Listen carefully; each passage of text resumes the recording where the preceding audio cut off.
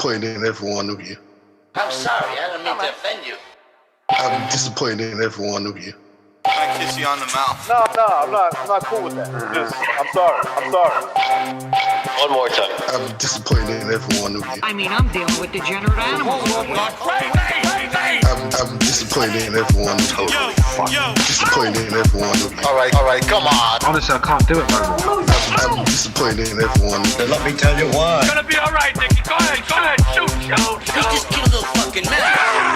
What are you going to do about it? Yeah, because you got nothing. You don't got a thing. Yeah, because you got nothing. Lobito! You got nothing. I want to get out. I want to get out of this rat hole. I want to get online. I need BDA boxing.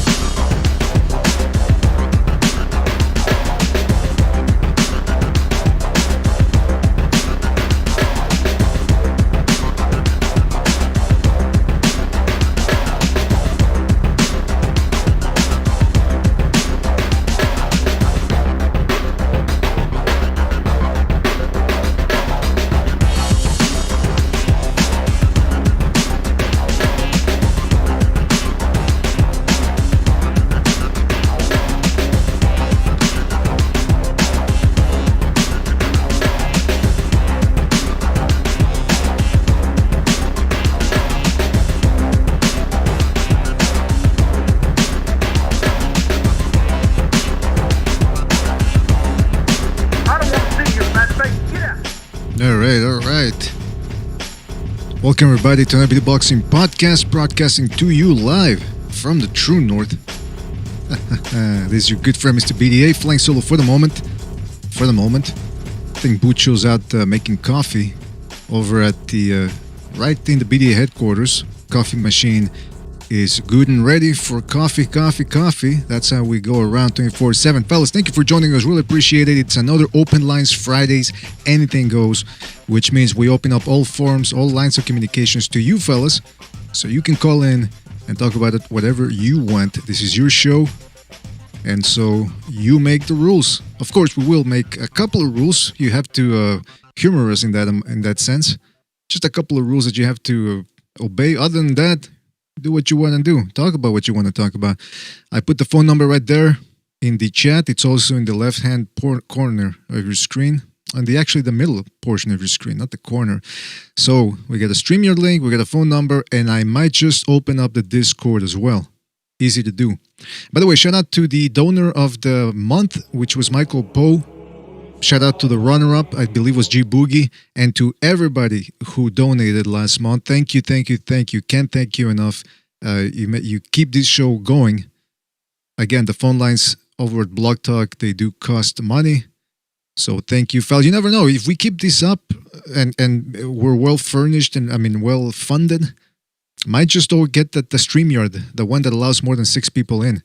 For the moment, we do have a Discord on today's Open Lines Friday or even Tuesday episodes, because sometimes I want to do Open Lines Tuesdays as well. So shout out to you guys. But of course, gratitude goes to everybody as well who listens, everybody that hits the like button, that subscribes.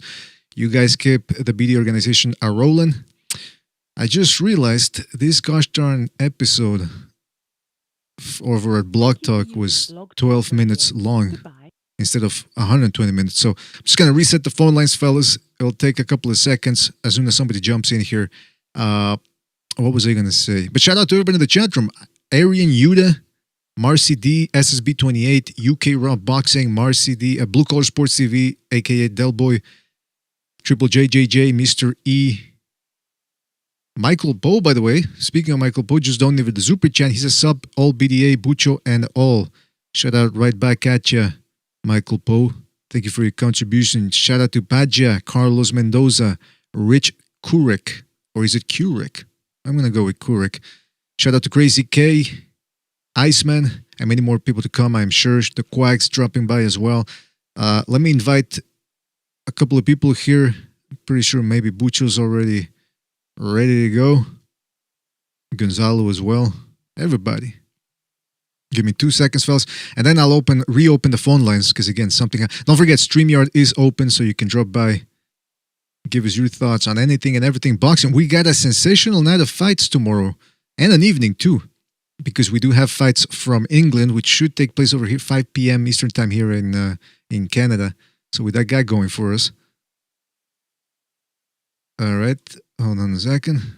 All right, Butch, are you there? Yep. Fantastic. By the way, yeah, I can hear you. Yeah. Triple JJJ says, is Bucho done putting wine in his coffee? Oh, come on. People keep going after you there, Bucho. I know. I don't know what to do, man. Can't protect you, man. There's this thing called Brazilian coffee. I think also Irish coffee. It's basically coffee and I think whiskey. And then Brazilian coffee. I don't know what it's made of. I know there's alcohol in it. So, but no, I'm not drinking any alcohol right now. Are you sure that's not Irish coffee? Did you announce the winners, the Super Chat winner? No, Bucho. I ignored everything you told me to do and just... Did you? Yes. I don't know, man. Maybe sometimes you forget, man. Oh, come on. I'm not that forgetful. I forget things, but... I forget things, but I don't forget that much, Bucho. Come on. What was I going to say? Oh, Jimmy. Yeah, we got Jimmy. Jimmy. What's up, brother? Can you hear me? Barely. Hold on. Speak again, please. Okay, well I'm in the supermarket, so I'm leaving right now. Oh, okay. Take your time, man. Take your time. Yeah, we'll hold the fort here.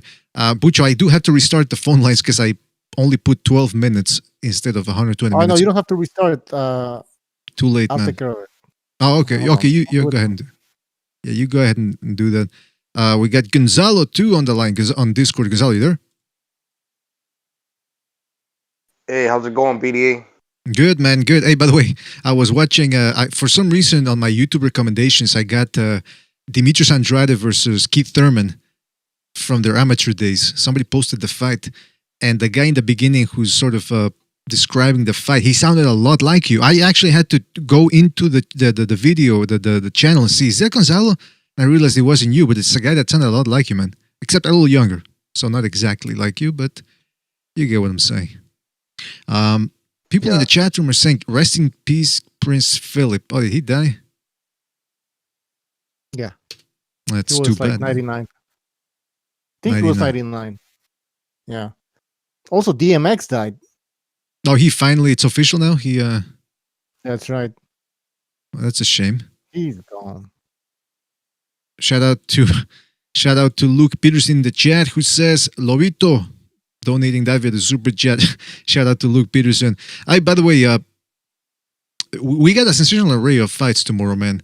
We've got Conor Benn versus Vargas. That should be a good test for Conor Benn. Vargas can crack, and he's not that bad defensively. You can tell he's been working on defense in the last couple of years. Even against Virgil Ortiz, he sort of did the shoulder roll a little bit. So he's not who was it? Was it Amir Khan or Errol Spence? Somebody said, hey, Conor Benn, watch out, because this guy's no joke. I think it was Amir Khan, by the way. Okay. Jimmy just posted a photo of the Queen, and it says, Tinder, Liz 94, recently widowed, loads of money.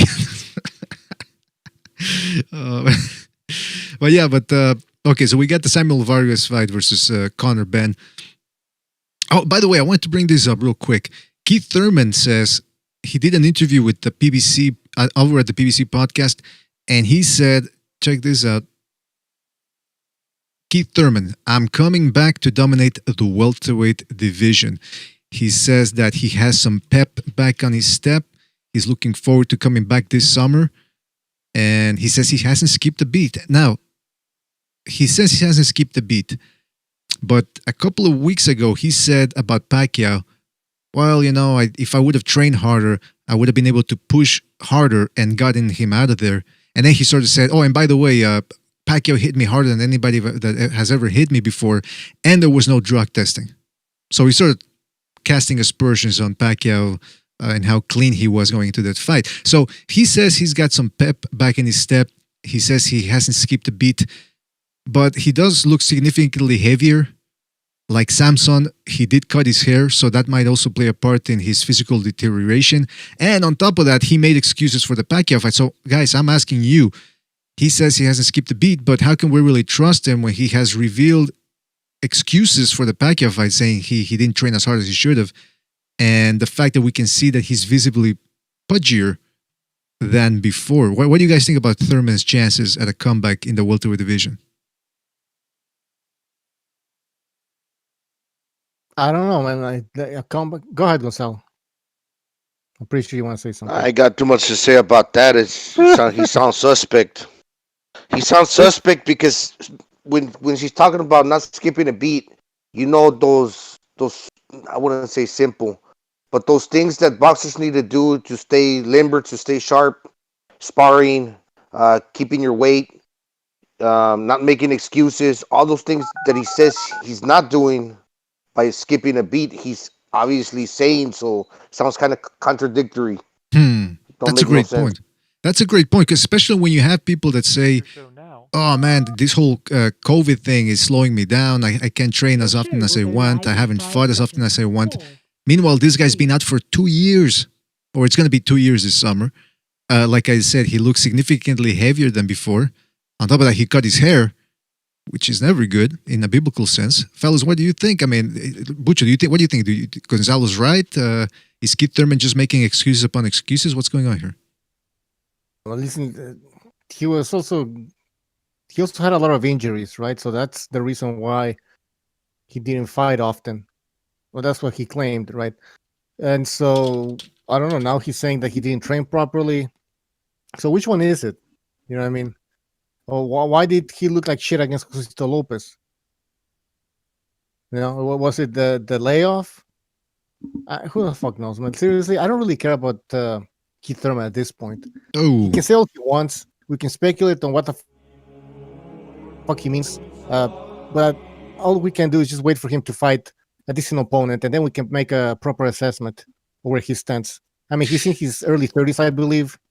Mm-hmm. He fucked up his career thanks to the PBC, right? The PBC, I mean, they did this with other boxers as well. They fought once every 1.5 years. And yeah, man, listen, I don't really have any sympathy for the guy. That's all I have to say. By the way, Mr. BDA, this is a free-for-all. Anyone join, so we should start sending the StreamYard link. I already did in the beginning of the show. Where is it? Oh. And hey, by the way, I thought we were going to have a StreamYard, Discord when anybody could join. Yeah, I was thinking that too, but then I sort of said, you know what, I'm going to go with this for the moment. What do you think? Should we switch over to the everybody can, the all over Royal Rumble Discord? Or will it be too chaotic? I don't know. We should have a vote. Well, let's see what people in the chat say. What do you guys want? Do you want us to just give out a StreamYard link and a phone number? Or the Discord too as well. Just everything. Because I did say everything is open, right? I said open lines. Yeah. Well, listen, you let us know. Meanwhile, I want to say something about Keith Thurman here. And by the way, don't forget to hit the like button, fellas. Hit the like button, and shout out to DT donating with a super chat. He says, "You're a bad man, BDA. A bad man." Oh, wait a minute. Why am I bad? Why am I the redheaded stepchild of his own over here? Anyway, listen, what can I tell you? Well, thank you, DT. But I am not a bad man. I do bad things, but I try to be a good man. I try to abide by the Lord's rules. That's all I can do. Can do more, Amen. Can do less. Michael Poe says, Discord.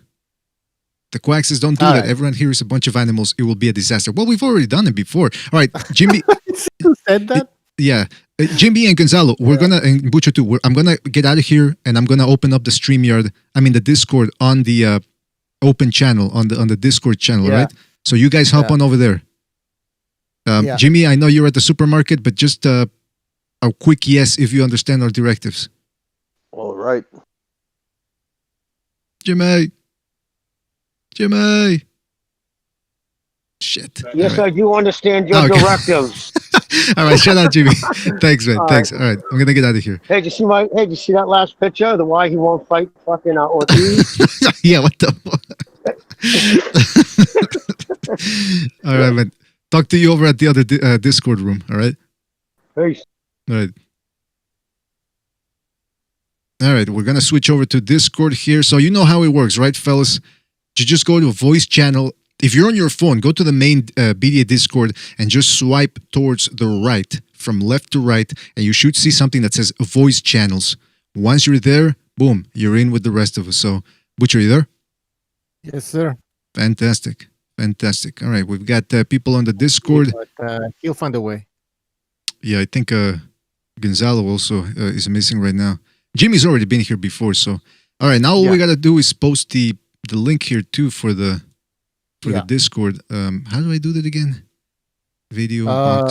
Up, create invite. Oh yeah, I got you. I got you. So if you're part of the Discord, people. If you're part of the Discord, you just gotta go here, and you'll be able to join us on the air. We got DT, the aforementioned DT. DT, are you there? Hello. Yeah, DT, can you hear me? BDA, how are you, mate? Good, man. Good. Thank you for your contribution. Listen, my pleasure. This is your show, guys. You bring up whatever you want to talk about. We're talking about Keith Thurman, but if you want to switch it over to something else, take it from here, man. Take it from What are we talking about? Thurman, what's the situation with Thurman at the moment? Well, Thurman is saying that he wants to come back. He's putting the welterweight division on notice, and he's saying he hasn't skipped a beat. Now, Thurman, he's still sitting somewhere in the pool, isn't he? Smoking whatever he's smoking. God knows what he's up to, Thurman. He's gone mad, hasn't he? I think so. One could argue that he went mad a long time ago with the long hair, marrying a girl from where's Malaysia or the Himalayas or something? Nepal. I'll tell you this though. I'll tell you this about Keith Thurman, man. He beat Garcia and he beat Porter, and there was a time where he was the number one guy in the division. He's a very good fighter. He's not the best. I think he is a little bit of a wrong, just a smidge below Errol Spence. If they fight now, I do give Errol Spence the win. I think he stops him to the body, right? Because Keith Thurman just doesn't seem to be able to take it down there. But that's where Thurman's vulnerable, isn't he, to the body? Collazo exposed him, didn't he, years ago? Just from then, he just never looked like the same fighter. Weird. But if he has indeed rediscovered his heart and he comes in shape and with power, obviously his speed's not going to be the same it was 5 years ago, but I think he could still be a problem for a lot of guys. What do you guys think? Yeah, I agree. I think he's still a top fighter. I think the break against when did he come back against? Was it Jose Lopez, wasn't it? Yeah. Well, he looked vulnerable at times, didn't he? He did. Let's be honest. And I think that was down to the fact that he was just ring rust. He was out there for 18 months, 2 years, I think, in between fights, and then even an old Pacquiao, you can't come back from looking rusty against Josezito Lopez, going into fight Manny Pacquiao, and it showed, didn't it? First 3-4 rounds of the fight, he looked like a bit of a. He was lost in there almost. It was only when he in the latter ages of the fight where he looked like he was getting the better of Pacquiao. Don't you think? Yeah, in the last rounds, he was in the middle rounds he was giving it to Pacquiao. Yeah.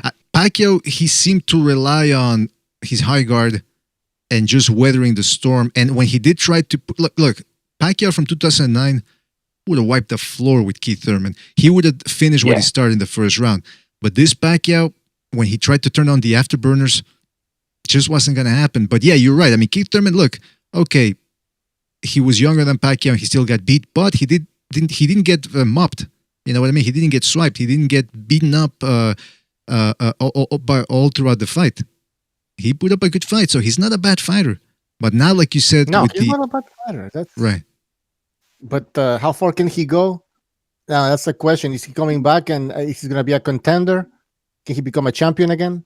Yeah, that's the thing, Butcho. Has he hit his ceiling already? Like the Garcia and the Porter fight, was that his limit? Can he go beyond that now at this stage in his career? I don't know anymore. I think I was 40-year-old Pacquiao. I don't know. Yeah, Hey, by the way, we got. We gotta see him against a decent opponent. That's all we can do. I mean, we can speculate all night. We gotta see him fight. We gotta see him in the ring again. Put him in a Broner or something. Do you know what I mean? Give him a punching bag to hit on. Like, yeah, that kid's a fucking retard anyway. So. That's a good start. Hey, by the way, before we can... If he comes back, he has to be consistent. You know, he can't fight once a year. At this stage of his career, that's unacceptable. You know what I mean? You want to make a comeback, you got to fight more often. We have Mike from Boston. Yeah, and before... What's going on, man? Before Mike from Boston, and we got on the... Because remember, we got the StreamYard open. We got C. Ragnarok on the... C, can you hear me? Or can you hear us? Hey, what's up, BDA? How are you?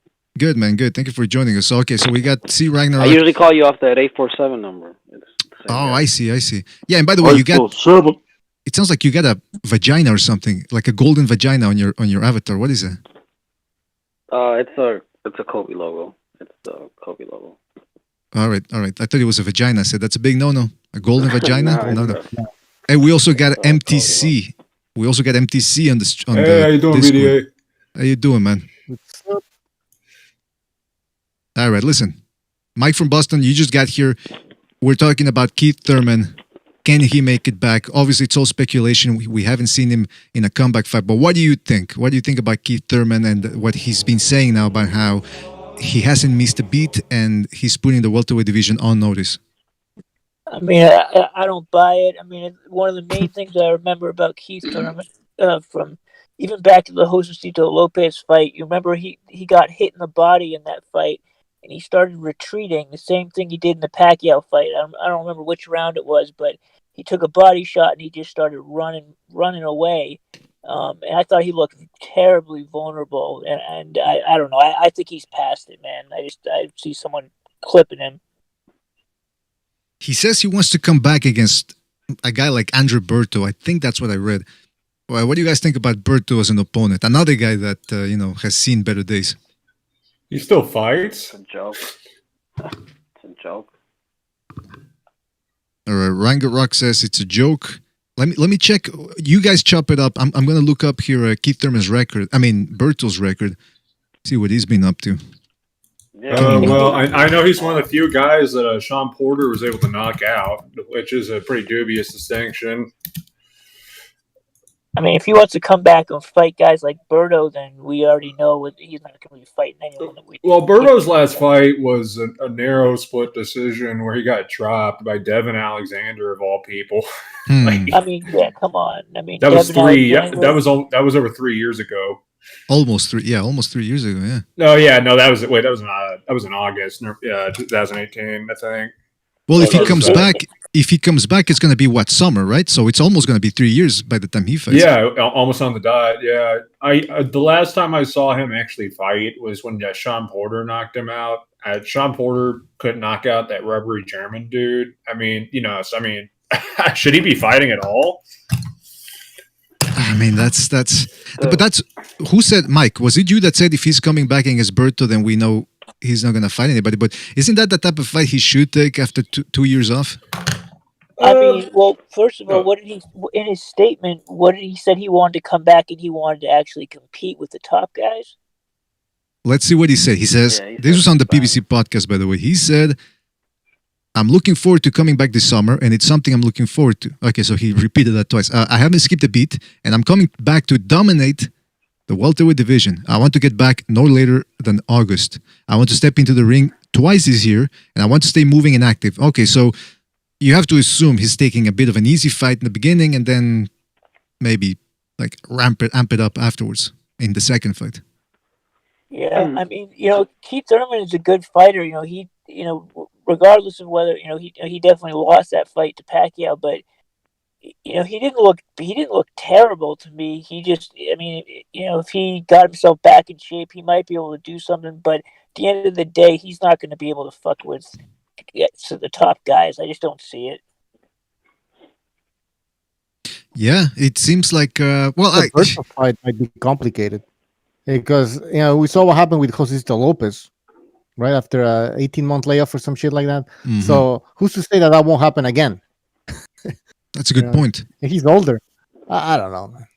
But that's why I advise him to take some sort of a tune-up. Not a guy that's a complete pushover, but a guy like who's on the Josecito Lopez type level. Like, for example, if Samuel Vargas wasn't taken because he's fighting Conor Ben tomorrow, that would have been a good comeback fight. You know, a guy that's slower. Yeah. BDA, I have a good idea. Who's actually technically still active, and actually has, fought, at least like 2 years ago is Luis Collazo. That could probably be a good comeback fight, considering how old Collazo is. Yeah, man, a rematch, the much anticipated rematch against Luis Collazo. Last time I saw Collazo, he was getting beaten up by that Uzbek dude. Oh, that's the one where he said no mas, right? It was an incidental headbutt. I think he broke his hand halfway through the fight. So, but he's still more of a presence right now than Berto is. I didn't even know I thought Berto was retired. Yeah, Vargas or something. Pretty much. Yeah, he's pretty much retired though. I mean, how about a guy how about Maurice Hooker? Ooh. I don't know. Hooker looked pretty live in his last fight. I mean, we had to remember he broke his hand. You know what I mean? Like, and he wasn't lying about that. Like, he actually did break his hand. He was BDA. But he looked competitive. You know what I mean? So I don't know. That might be tough. But if he came back and fought someone like Hooker, I'd be seriously impressed. What about Jesse Vargas? Yeah, that would be a good one. Dangerous though. Dangerous, because Vargas is a good hand. DT, you wanted to say something? I've just got to put some respect on Prince Philip's name tonight, haven't we? It's dark day in England. What about Prince Andrew? We should put some respect on his name too, right? Nonce, isn't he? He's a nonce, Andrew. He's the party prince. He's gone missing for the last year, Andrew. Yeah, yeah, they sequestered him. He's gone missing. He has. He's gone.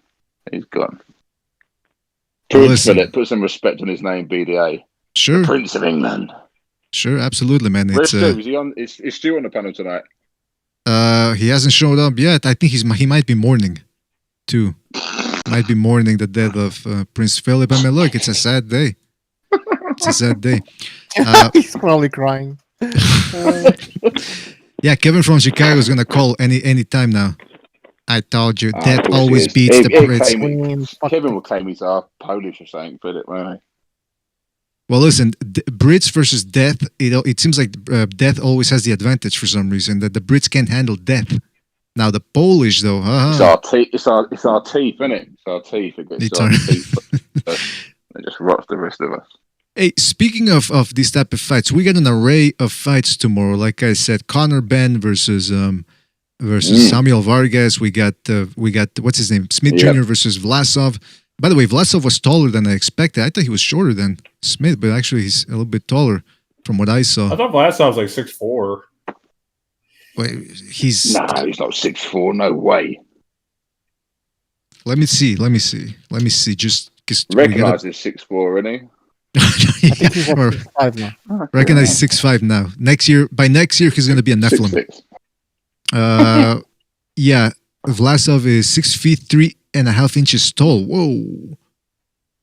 So he's about 2 inches taller than Smith Jr. Man, it's gonna be. Hey, that could be tricky now, man. I didn't think about that. Yeah. When was the last time Smith fought someone like taller than him and bigger than him? I mean, Jesse Hart was like taller than him. I don't know if he's bigger than Smith. Smith is a pretty full 175. He never fought below 175. I'm pretty sure. Vlasov fought at cruiser, and he's insanely durable. If you saw his fight with Glowacki, I cannot believe he did not go to sleep. He's a crafty guy. I mean, he's a good mechanic. That's the way I would describe him. He doesn't really wow you with anything, but man, can he compete with people? But that's the other thing is, when you fight a guy like Glowacki, okay, he's dirty, but he'll take his time with you, and you can take your time with him. When you're fighting a guy like Smith Jr., right now, the way he's fighting, he just brings it. Hits you on the shoulders, on the arms, top of the head. He doesn't care, man. And he's got that Golovkin-esque type power. I just don't know if Vlasov has ever fought a guy like him. But if he can sustain the pace, what do you guys think? Like, who do you favor in that way? Do you think Vlasov can outbox him, or do you think Smith is too strong for a guy like him? I think Smith's too strong right now. The way he did fucking Alito Alvarez, man, he beat the shit out of him.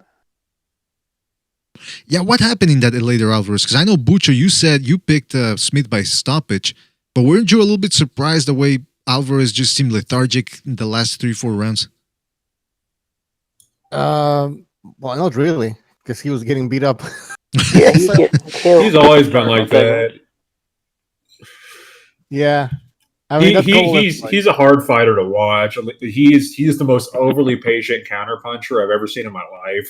Like he will wait like 7 rounds, for one shot and not do anything for those 7 rounds. I mean, it's hard to watch. So yeah, I'm not surprised Smith beat his ass. You know what he reminds me of with Alvarez? He reminds me a little bit of Chad Dawson in the sense that Alvarez always fought guys that sort of let him fight at his pace. Pascal. Even with Chilemba to a certain extent, even though some people felt Chilemba should have won that one. Kovalev even, to a certain extent, especially in the second fight. It's like Alvarez could have pushed a little bit more, but he just seemed content to stay on the outside. So he never really had that real dog in him, I would say. So I wasn't really... And now in hindsight, I'm thinking, okay, mate, that's why it's not that surprising that he couldn't handle a guy like Smith Jr. So the same question then would apply to Vlasov. Can he handle a style like Smith Jr.? Because Smith Jr. is hungry. He's got big fights in the horizon. This is it, man. He's gonna bring it. Vlasov is more productive, as I would describe him. He's more willing to trade with you. He'll come inside. He'll fight behind his jab. He has a nice one too. I don't think he could beat Smith Jr. as Smith Jr. is right now, but he will bring the fight to Smith Jr. Something a lighter Alvarez would never do in any of his fights, really.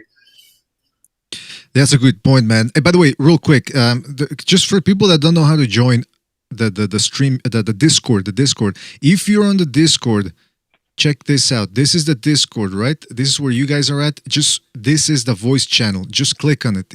I don't think you have to forget about the invite. If the invite doesn't work, just go on the StreamYard. I mean, on the Discord. Just go on the Discord and click on the speaker icon, and you should be able to get in.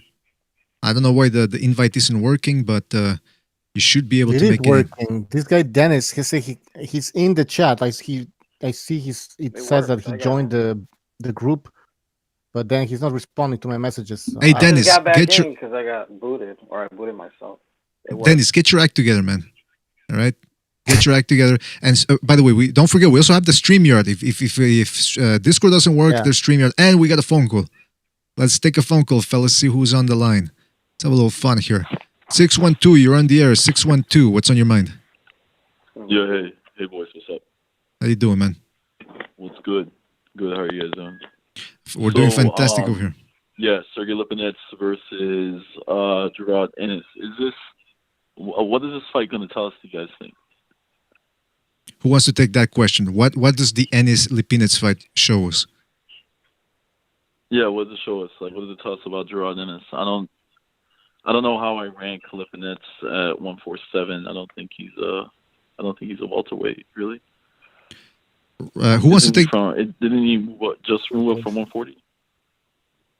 I think he fought Peterson at 147. But look, what does it tell us? Yeah.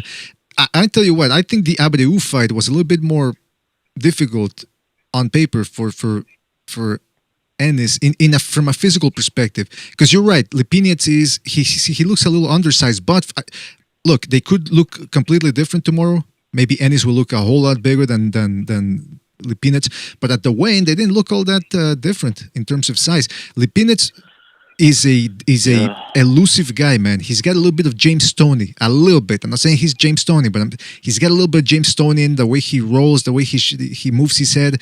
He's got a good arsenal of shots. I think it's a good test, man.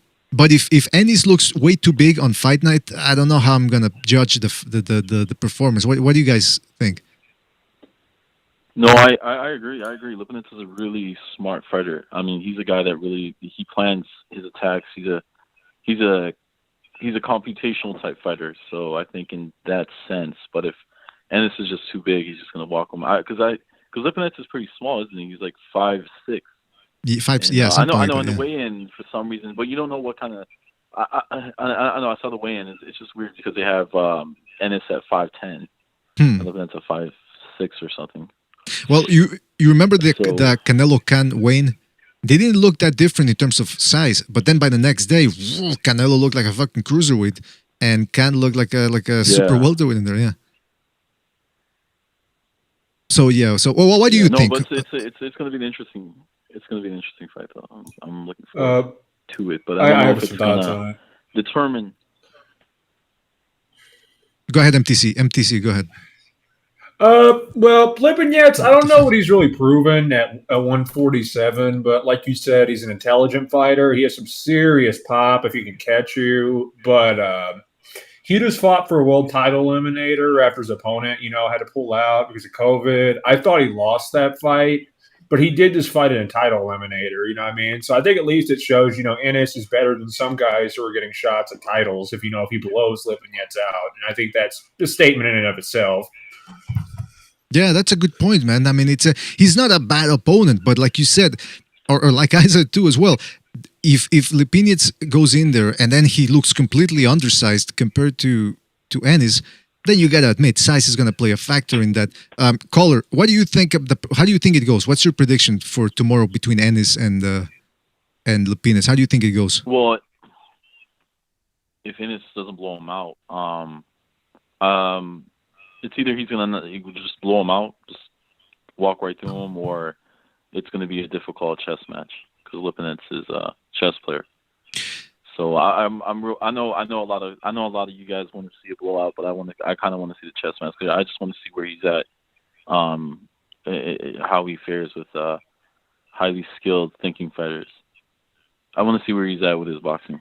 I'm with you on that one. I want to see him tested, and if he can't pass the test, then he doesn't deserve to, and Lipinets goes on to bigger things. Anyway, 612. Anything else you want to say before we move on? Yeah. No, that's my call. Yeah, good show. Bye. All right, thank you for your call, man. Appreciate it. Take it easy. It's a good, interesting point he raised about what does this tell us? Well, we'll find out tomorrow because there are interesting factors to weigh in regards to how Innis does against Lipinets. By the way, before we continue on that, shout out to Michael Poe for his contribution. He says Pacquiao versus Crawford. If it happens, Teddy Atlas says Pacquiao has a chance on points. Anybody have an opinion on that? Okay, we'll get back to that, Michael. Thank you for your contribution, man. And so we'll get back to Pacquiao Crawford at one point. And Brian gives through the super chat as well. He's a giver, or he's a she. I think it's a he. He says, "What do you guys think of the Muhammad Ali Boxing Reform Act? Is it good or bad for boxing?" All right, that's another thing we can get to. The Muhammad Ali Act. Get Jimmy on that. Yeah, we could get Jimmy on that. But good intentions, but it's got its loopholes too. So shout out to Michael Poe and Brian for the contribution. Didn't Al Heyman just get away with that? Yeah, I don't know. Yeah, he's not a promoter. He's not. He's an advisor. Some shit like that. And he got literally sued by Airman De La Hoya, and nothing even happened. I thought they were gonna get him. yeah. The guys should call him the dolphin. He's like a dolphin skin. It's slick and everything rolls off it. By the way, we got on the stream here. We got Dennis Nderitu, whose logo looks like a company of some sort, like a law agency. Dennis, are you corporate. There? Yeah, corporate. Yeah. I'm there. That's a good logo, by the way. It looks very corporate. Oh yeah, that's my logo. I use it in my social media and stuff. Yeah, can you hear me? Yeah, we can hear you, man. Yeah. We're talking. Okay. I'm not. Okay. Let me just start from the beginning. I'm not. Let me just start from the beginning. Like I like following a match on heavyweight boxing, so I was like, I just saw it. You're live. Then I said, oh, it's a boxing talk. Maybe I can get a chance to speak a bit about heavyweight boxing a bit because I like heavyweight boxing as much. I don't watch a lot of other middleweight or welterweight as much, but I like watching heavyweight boxing. And I was just trying to weigh in on the Anthony Joshua, Tyson Fury situation. Well, listen, we can get back to Tyson that. Fury said one more day left. Oh yeah, that's the thing. That he said he's playing games now. He's playing games at this point, in saying, well, yeah, you know what? I've heard people be stereotypical of the travelers Because they say, there's people out there, you talk to them, they go, never trust a traveler. And the first time I heard that, I said, oh, come on, you can say that. But then I remembered, stereotypes exist for a reason. Because most of the time, there's a certain degree of truth to them. And I think that the Fury family... Yeah, gypsies are shiesty, bro. Like, in real life, gypsies are shiesty. Dude, they will wipe you off in front of your eyes. You won't even realize it till like 10 minutes later. It's just crazy.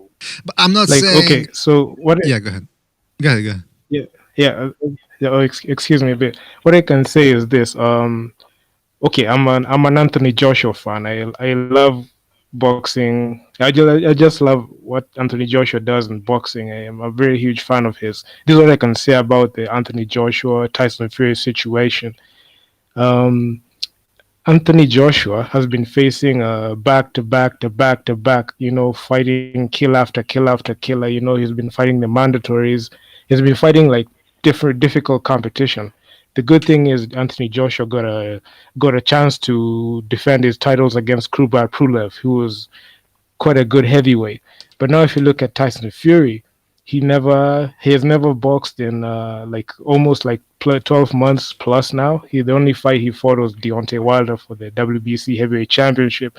So I feel like these guys are trying to hold out and be like, yo, we can't make this fight because our guy hasn't had a tune-up or something. So like John Fury and Tyson Fury be like, yo, we just want this thing to maybe like stall out so that it can get some lighter heavy back to punch on because AJ he faced the mandatory, so AJ is ready to go. So I'm coming from the point that these guys are just waiting for this thing to come out, but they're waiting for this time to run off the contract. But I'm pretty sure Eddie Hearn wouldn't allow that to happen, because Eddie Hearn, I know he's pretty good at this promoting and stuff, so he's not gonna let a contract expire and violate anything. So yeah, that's my take on it. What do you fellas think about that? Do you think Fury's trying to run this out because he actually wants an easier fight to begin with? No, I think that they're He's a bum. And they just want to. It's worth noting that Fury has never made a title defense ever. Yeah. Zero title defenses in his entire career. Well, if you consider him a lineal champion, then yes. He's a con they make a belt for that. He's a con artist, Fury. I mean, Eddie Hearn. I watched the interview on IFL last night. I mean, he says he's working hard. He's not going to give up. But he was open to the possibility that, hey, if Tyson Fury walks away, he's like, what could I do? He's like, I'm good at what I do. He's like, I'm the only one working. He's like, Bob Arum's not helping me. That Frank Warren guy's not helping me. He's like, I'm doing it all by myself. He's like, Tyson Fury's afraid. They're afraid he's going to lose. That's why. You think so, Recognize, or are you trolling? Yeah, I've been saying it. Huh.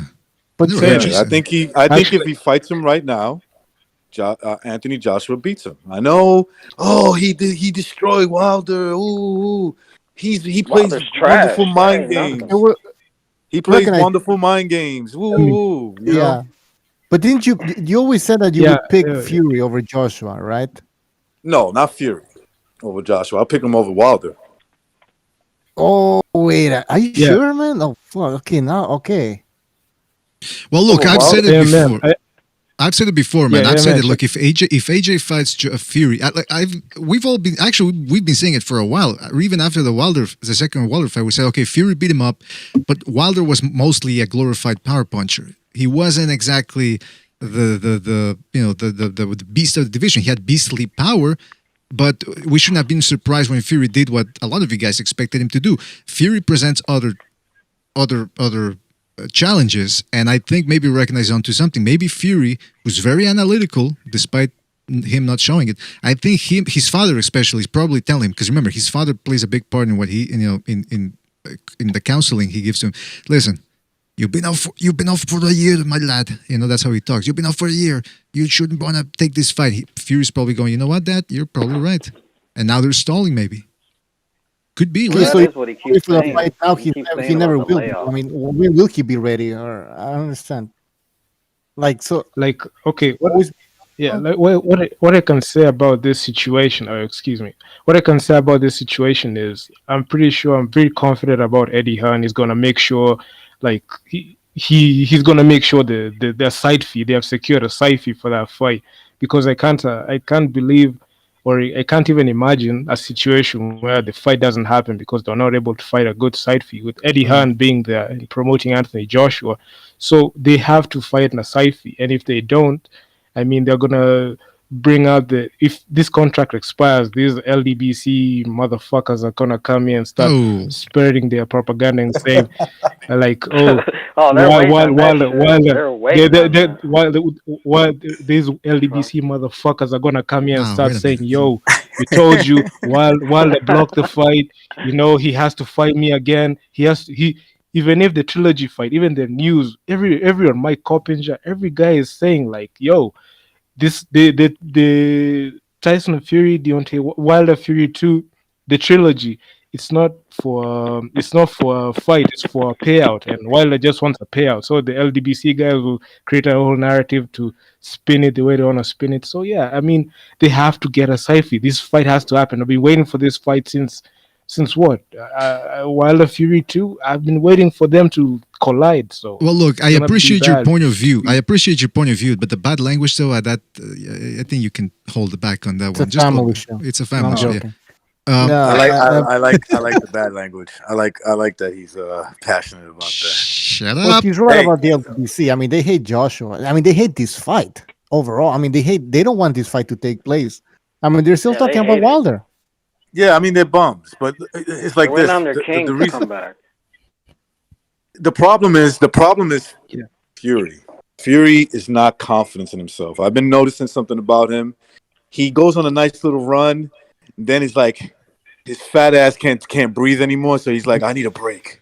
I need a 2-year break. He looks fat. Did you see that video? That's why I said, listen, he could. Yeah, I'm not saying he can't beat Joshua. He needs about another 3 years to like relax his body and then come back and beat. I'm being honest. I think 3 years. No, I'm over exaggerating. But you know how he is. Like he takes these long layoffs, and now he's talking about having another fight. That could be bullshit. You know what I'm saying? But I think he's off rhythm, and I think he's easy work for. Not easy work, but I think Joshua beats him, man. I'm starting to get this feeling, guys, that more people are picking Joshua now. It's like people are changing their picks. They're going with Joshua. Joshua appears to be the favorite. I don't know. That's just my feeling. What do you guys think? Yeah, I get that feeling. I feel Joshua. Yeah, I always pick Joshua. Joshua is my guy, man. I have to make sure I pick him because he's more fundamentally sound. I feel like Tyson Fury is not mentally ready for this fight because Anthony Joshua is always on the go. He's always training. Always training. Last time we saw Tyson Fury was on the beach. He was swimming. He was a bit overweight. I could see he was different. His physique looked different from the time he faced Wilder in the ring. So I can say they're not confident in Tyson Fury. The odds are against Tyson Fury at this time. So yeah. Well, can I introduce an interesting question here? Because I did a video that turned out to be quite controversial where I asked how much heart does AJ have? Because let's face the facts, when he went up against Luis in the first fight after the, fourth knockdown? How many knockdowns were there? 4? Yeah, 4. He kind of said no mas, man, in as many ways as somebody can say it without actually verbally conveying it. And some people in the chat, in the comment section were like, well, how can you say he has no heart if he got up 4 times? But remember, in the 4th one, he said no mas.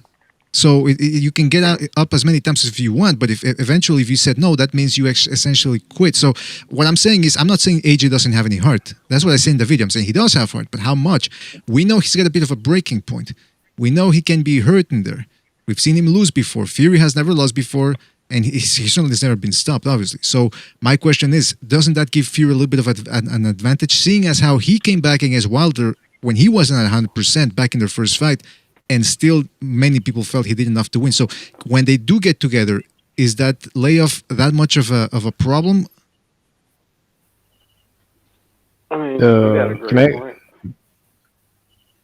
Yeah, I feel the BDA. I feel like the way you mentioned it, I think I quite understood it. But look at it, bro.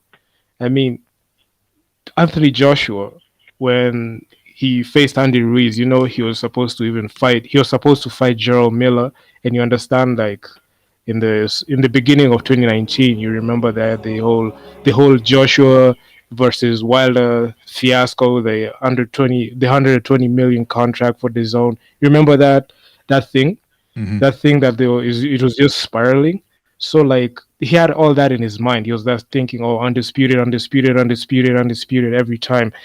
Then when Gerald Miller like failed his drug test, he was like, mentally prepared to face Gerald Miller. No, it's Andy Ruiz. Okay, let me not. I won't like.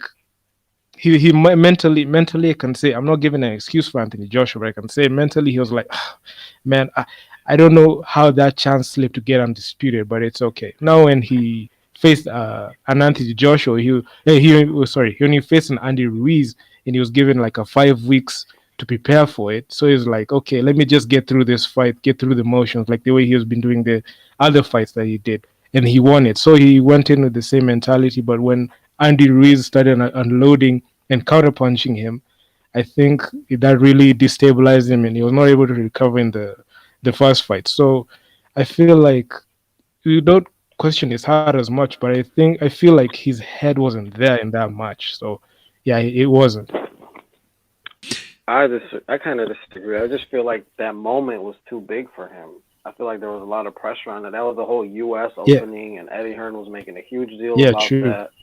And like it was like the bright lights of Madison Square Garden. Like I feel like the moment just was too big for him. And like, dude, Eddie Hearn felt like he looked like his mother died when he got knocked out. It was crazy. Yeah, because with Fury, I understand what you're saying, Dennis. With Fury, though, he also had plenty of excuses if to get knocked out by Wilder in the first fight. He was coming up back from losing a lot of weight. His father told him, "Don't take this fight." He had mental issues, and he still I'm not saying AJ doesn't have any heart, but what I'm saying is when things get rough, that's my point. Is when things get rough, we know he has a limit, and certain challenges can cause him to lose. Whereas with Fury, we haven't seen that yet, and I can't help but feel that maybe Fury knows that. But then again, Fury is making up, him and his father, they're making a lot of noise about how we're going to pull out of the fight, we don't want the fight. So it could all be mental games. So if they're playing this many mental games outside the ring, maybe they're not that confident that they can win without them. I don't know. I mean, we can look at this, we can analyze this from all sides, man. I'm curious to hear what you guys have to say about that. Yo, bro, but check this out, BDA. I mean, when it comes to like Anthony Joshua, you remember that time he faced Vladimir Klitschko in like 2017. Vladimir Klitschko, he ran for like 10, 11 years, I think. I mean, when he went to that match, I saw a video. I think it was your channel. I saw a video. I think today or yesterday about you comparing like Anthony Joshua and Tyson Fury, the way they faced Vladimir Klitschko.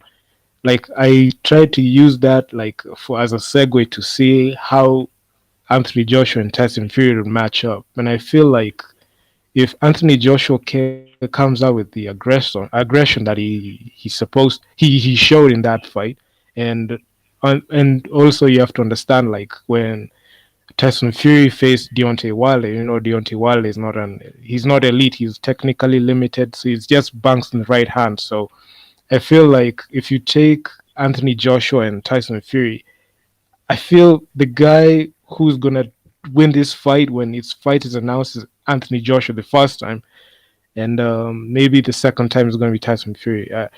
That's how I think about it. But I'm pretty sure like Tyson Fury is aware that Anthony Joshua is training, so that mentally like makes him star. So yeah, man, I think Fury. I'm not sure about him. So what the rest of you guys think?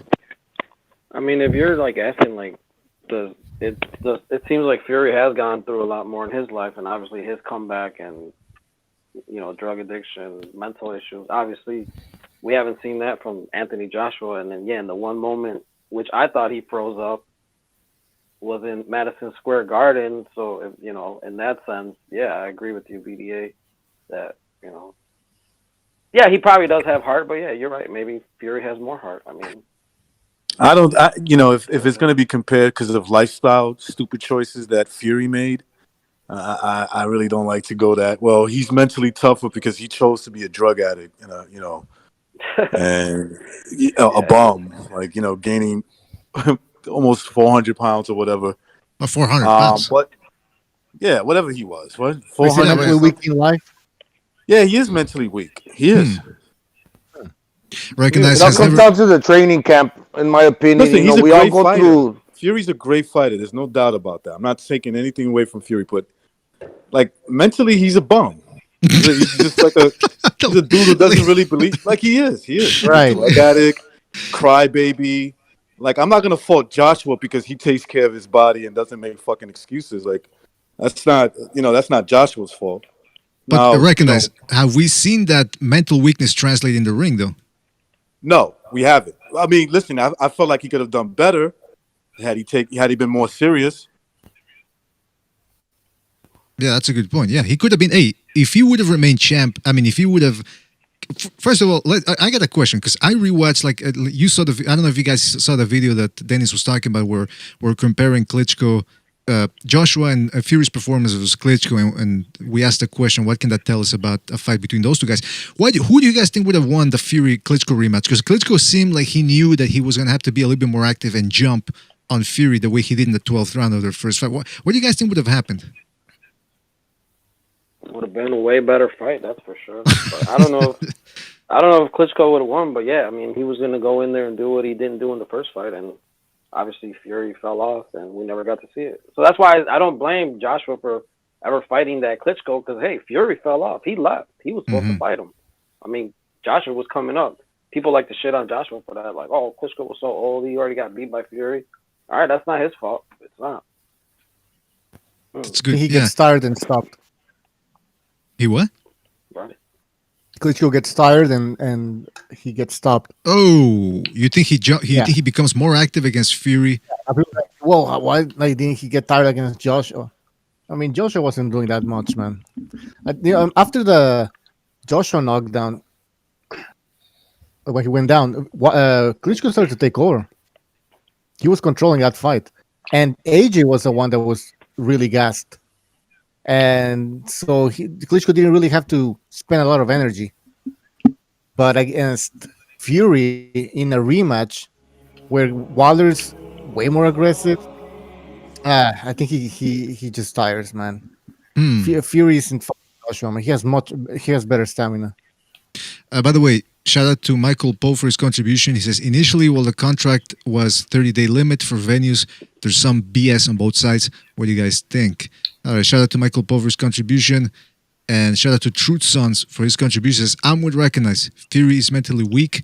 Fury would have lost the rematch with Klitschko, in my opinion. 100% with my guy recognize AJ will expose this in the ring. Well, okay, we'll get back to Michael Poe's question later about the contractual thing, because I mean that's a very who knows what's going on right now. But in regards to that, Butcher, what you said and what Truth Son is referring to in the rematch, there's two scenarios. If Fury shows up in shape, like you said, maybe that could have happened. Klitschko tires himself out and gets taken out. But what really happened was Fury said, I can't handle this, and left boxing for about two and a half years. So if he shows up for a Klitschko rematch with that mindset, he probably doesn't show up in shape, right? It could have been a Luis scenario where he shows like a fat slob in the rematch against Joshua and ends up essentially mentally imploding. Maybe Fury said, you know what, I don't want that to happen in the ring. Let me just say screw all this and leave boxing so that I stay undefeated. Yeah, I could see that. And that would show a lot of mental weakness in my eyes. Yeah, well, listen, Fury definitely he's got his weakness when it comes to the alcohol and the drugs, and he seems to not enjoy being on top. I think he's more like a Bernard Hopkins character where he thinks he'll perform better if he's the underdog. If the world's against him, he's got something to prove. But if he's the champ, he's the the favorite, he'll sort of go, you know what, I can't handle this. Like that pressure. He don't like that pressure. I get that from him too. Real quick, we got somebody on the Discord named Awake and Baked. How you doing, Awake and Baked? I'm doing good. Yeah. How are you guys doing? We're doing fantastic, man. Good name, by the way. Awake and baked. Just as long as you stay awake. As long as you stay awake more than baked. Real quick, let's go to a phone call because they tend to get very impatient while they're waiting. So we got to take the phone calls as soon as possible. 386, you're on the air. 386, what's on your mind? Yeah, what's up, my brothers? How we all doing? Oh, is this Action Jackson? Yes, sir. What's good, BDA? We're doing fantastic over here, man. Thanks for calling in. What's on your mind? What's up, Jackson? What up, Rick? I wanted to say, who was questioning? Were you guys recognize? Were you really questioning like Fury's heart, like in the game, like, or were you guys talking about Joshua? No, I'm talking about Fury's mindset when it comes to like, you know, these kind of big fights where he has obligations to like, you know, he just beat Wilder. He's been talking about this, you know, for Undisputed. Then he starts playing these little games. He goes into retirement after he beats Klitschko. He's doing the same thing. I'm starting to notice patterns with him. And so, yeah, I'm questioning him. I think that if there was a fight right now, I think he loses. He's one of those type of guys. There's a reason why he retires. He can't. His attention span is not that great.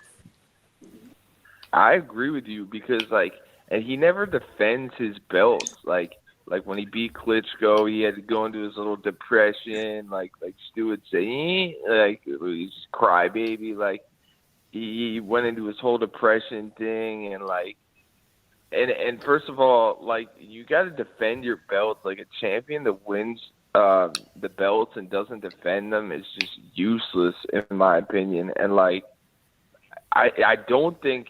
Even if Fury's on top of his game and everybody's like he's going to outbox him, I don't think it's as easy as a fight as everybody thinks. Because I've been watching a lot of AJ highlights, and he's actually a lot more explosive than I really thought he was. Like he was like jumping on Klitschko. That was a really close fight at times too. So I'm not so sure about that fight.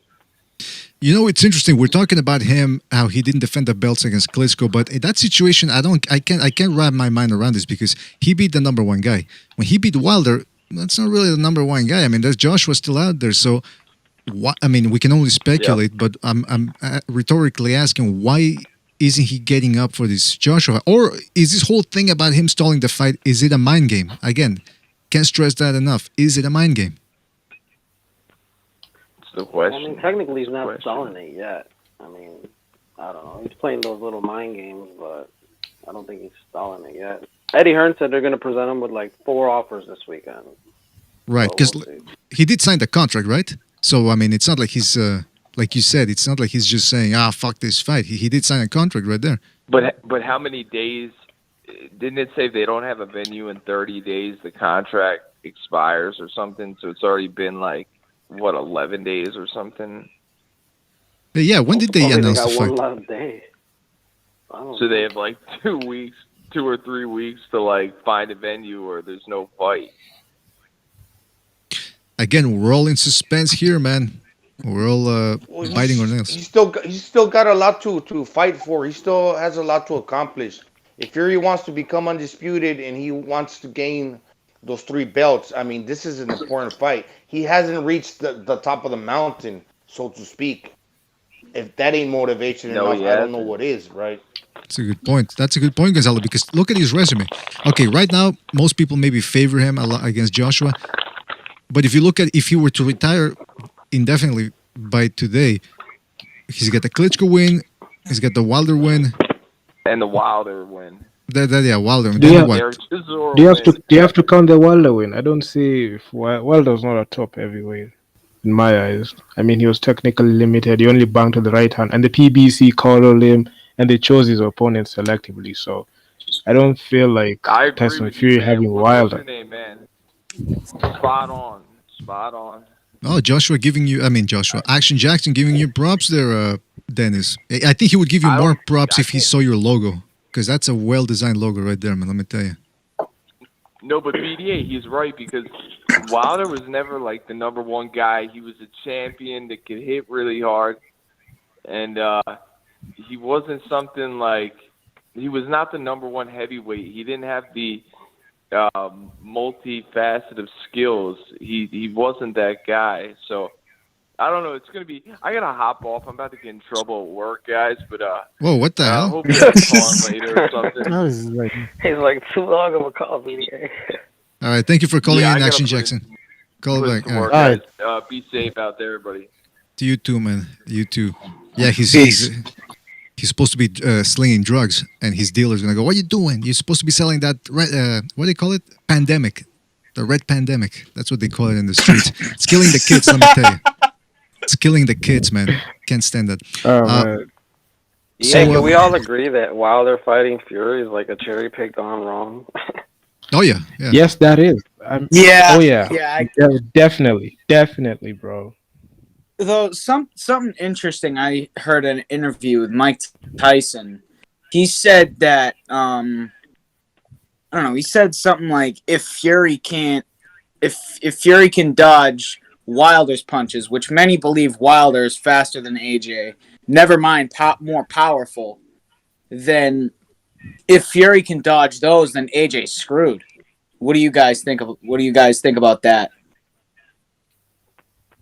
Well, Wilder's got he's trying to hit you with the same punch all fight long, so I mean, it's not too hard to know what's coming. So I don't think. Yo, check this out, bro. I mean, what the narrative about Wilder was like this: if any heavyweight cannot get away from that right hand, you're a bum. That's what the narrative that they kept on saying. But what I feel is this: Fury was able to disarm the right hand that Wilder possessed. I feel like if Wilder believed himself and he could beat AJ in 2019, he will have signed on the zone and signed that 120 million and see if that right hand is gonna take away AJ. I'm pretty sure AJ will have taken away that right hand and dispatched Deontay Wilder, no doubt. Well, Quick. it's not only reason the right any hand man should be because turning down $120 million ever. Wilder has left hook and uppercut. Yeah, with Joshua, it's not only the right hand. Wilder had the straight right hand, but Joshua has the arsenal of punches to include the uppercut. Right, he throws hooks, the straight right hand as well. But not only that, he punches harder with both hands. You know, when you're in your stance and you're only protecting yourself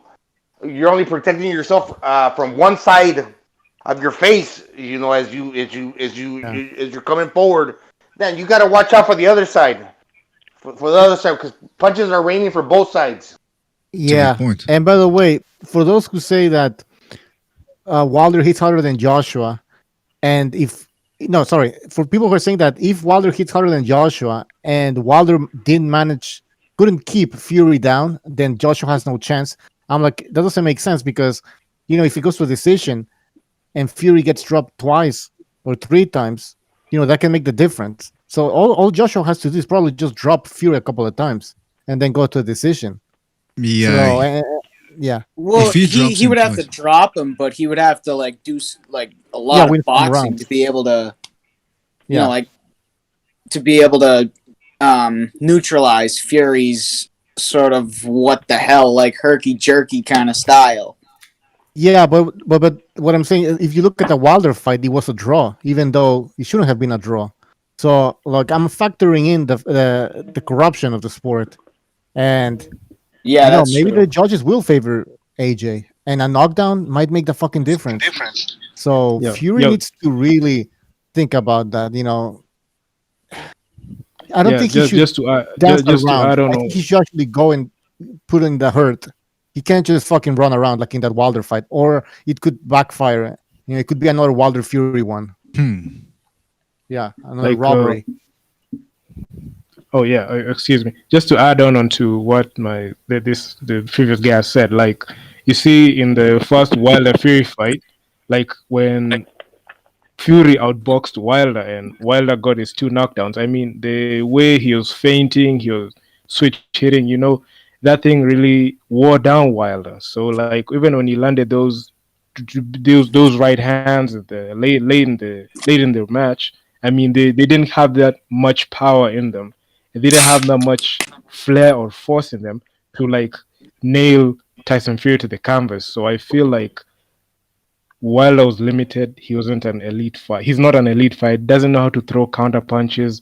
Doesn't know how to throw body shots. So like I wouldn't rank even Wilder. I wouldn't even rank Wilder in my top 5 boxers in the heavyweight division. I wouldn't, because I feel he was a paper champion, and if people are trying to overhype like the Wilder Fury 2, and they are saying like I saw an article, people were saying somewhere like Fury is going to do to Joshua the way he did Wilder. So I was like, yo, Josh is more fundamentally sound. I mean, that's why Fury mentally is not ready for like a Joshua, because Joshua is pretty good. He has a lot of skills in his bag. So yeah, man, it's gonna be a tough fight. He's not. Like Buchu said, and you said, I don't think he goes after Joshua, at least not early on. But I will say this: let's not forget. Okay, we're talking about the Wilder rematch, but Fury did outbox. In the scorecards, he outboxed Klitschko. It was an uneventful fight, but he did shut down a guy that managed to use his size and his skills to shut down everybody he fought. And meanwhile, Fury went in there and beat him at his own game. So I'm pretty sure Joshua can compete in a boxing match, but whether he can solve that Fury puzzle from the outside, that's another question that I'm wondering about here. I don't know. Yeah, because you made a if you guys haven't seen BDA's video, go watch it. It's your point goes along with that video you made. Yeah, thank you. Yeah, go check that video out and hit the like button. Hit the like, and don't forget. Yeah, great video by the way. Everybody should watch it, and it's not that long either. So. Thank you. Yeah, it's not about the length. That's what I'm always being told. It's not about the length. It's how you use it. By the way, was from BDA. Oh, we got apology. How you doing, man? Are you there? Low stress. Work was crazy, but we keep them moving. That's right. You keep him moving. You keep him low. You keep him hanging. Keep him wash fresh. your hands. Maintain distance. Wear the mask. That's right. Stay sanitized. I was sniffing some girl's hair. Ah, Jesus. She was really pretty. She was really pretty. I couldn't help myself. Hey, listen. With like this Joe whole Biden. with this whole Fury Wilder thing, I mean Fury Joshua thing, we could go on and on. I actually wanted to get a little bit to the okay, we were talking about Keith Thurman before, right? Actually, we were talking about the tomorrow's fights. There's a big array of fights. We got Conor Ben versus Vargas. We got Smith, like I said, versus Vlasov. We've got heavyweights, Ajagbe and some other dude, also another prospect on the undercard of the of the Smith fight. Then we've got Ancajas versus a Mexican that, according to Gonzalo, told me almost killed somebody in the ring. So we got a good fight. We also got females fighting tomorrow. Some people are getting up on that. So there's a little bit of everything for everybody out there. Recognize, what do you think about the fights tomorrow? Say something. Yeah, I'll pass on the woman boxing. I saw that they cute. Recognize. Hold on. Blondes, and I think that's even more reason they belong in the kitchen. Personally, that's my opinion. Recognize one of them has nice boobies. You know what's sad about that? He should be married and having children. That's what he should be doing. Recognize he's a very. You never know. She could be fighting for that husband and children, though. I mean, listen. I don't want my. Listen, I'm old fashioned bigot, I guess you could say. I like my women feminine. Stay in the house, cook and clean. I'll take care of the fighting. I don't give a shit what they do, but leave the fighting to me. There you go. There you go. Yeah. I mean, if they start doing things that we do to impress them, then what else are we gonna do? What are we gonna do? The chat note says, "What if they twerk? What if they twerk?" I mean, twerk is such an overrated dance these days. Yeah. Yeah, well, like so what's the point? 2010 type shit. Yeah, there you go. Seferino Jackson, a writer extraordinaire who wasn't afraid of swinging, he said that women should fight topless, and that would make them more popular, and it would actually also be freeing. And because right now you think about it, it's sexist that men can go out shirtless, but women have to wear a bra. If we want equality in this nation and in this culture, women should fight topless, man. There's nothing wrong with that. And I should be allowed to examine those breasts to see that there's no foreign objects there. I should be able to take my You time. know that chick that's gonna be boxing, Bro, you know that's never gonna happen, right? I don't want to see Chris's shows topless. I'm sorry. Yeah, wait. Yeah, that chick that's nobody boxing on the weekend. She has like fake tits, right? Is that dangerous though? I don't know. Like, because they can pop. No. If someone punches Well- them, man, it's gonna blow. Or I don't know. You could use them as another form of attack too, if you have shit in them. That's what I'm saying. Yeah, So that's yeah, why somebody. probably check the tits. Like Oh, if like you like the they're, titty like, attack? really on the inside, you can just bash them with your chest really quick. But that's what I'm saying.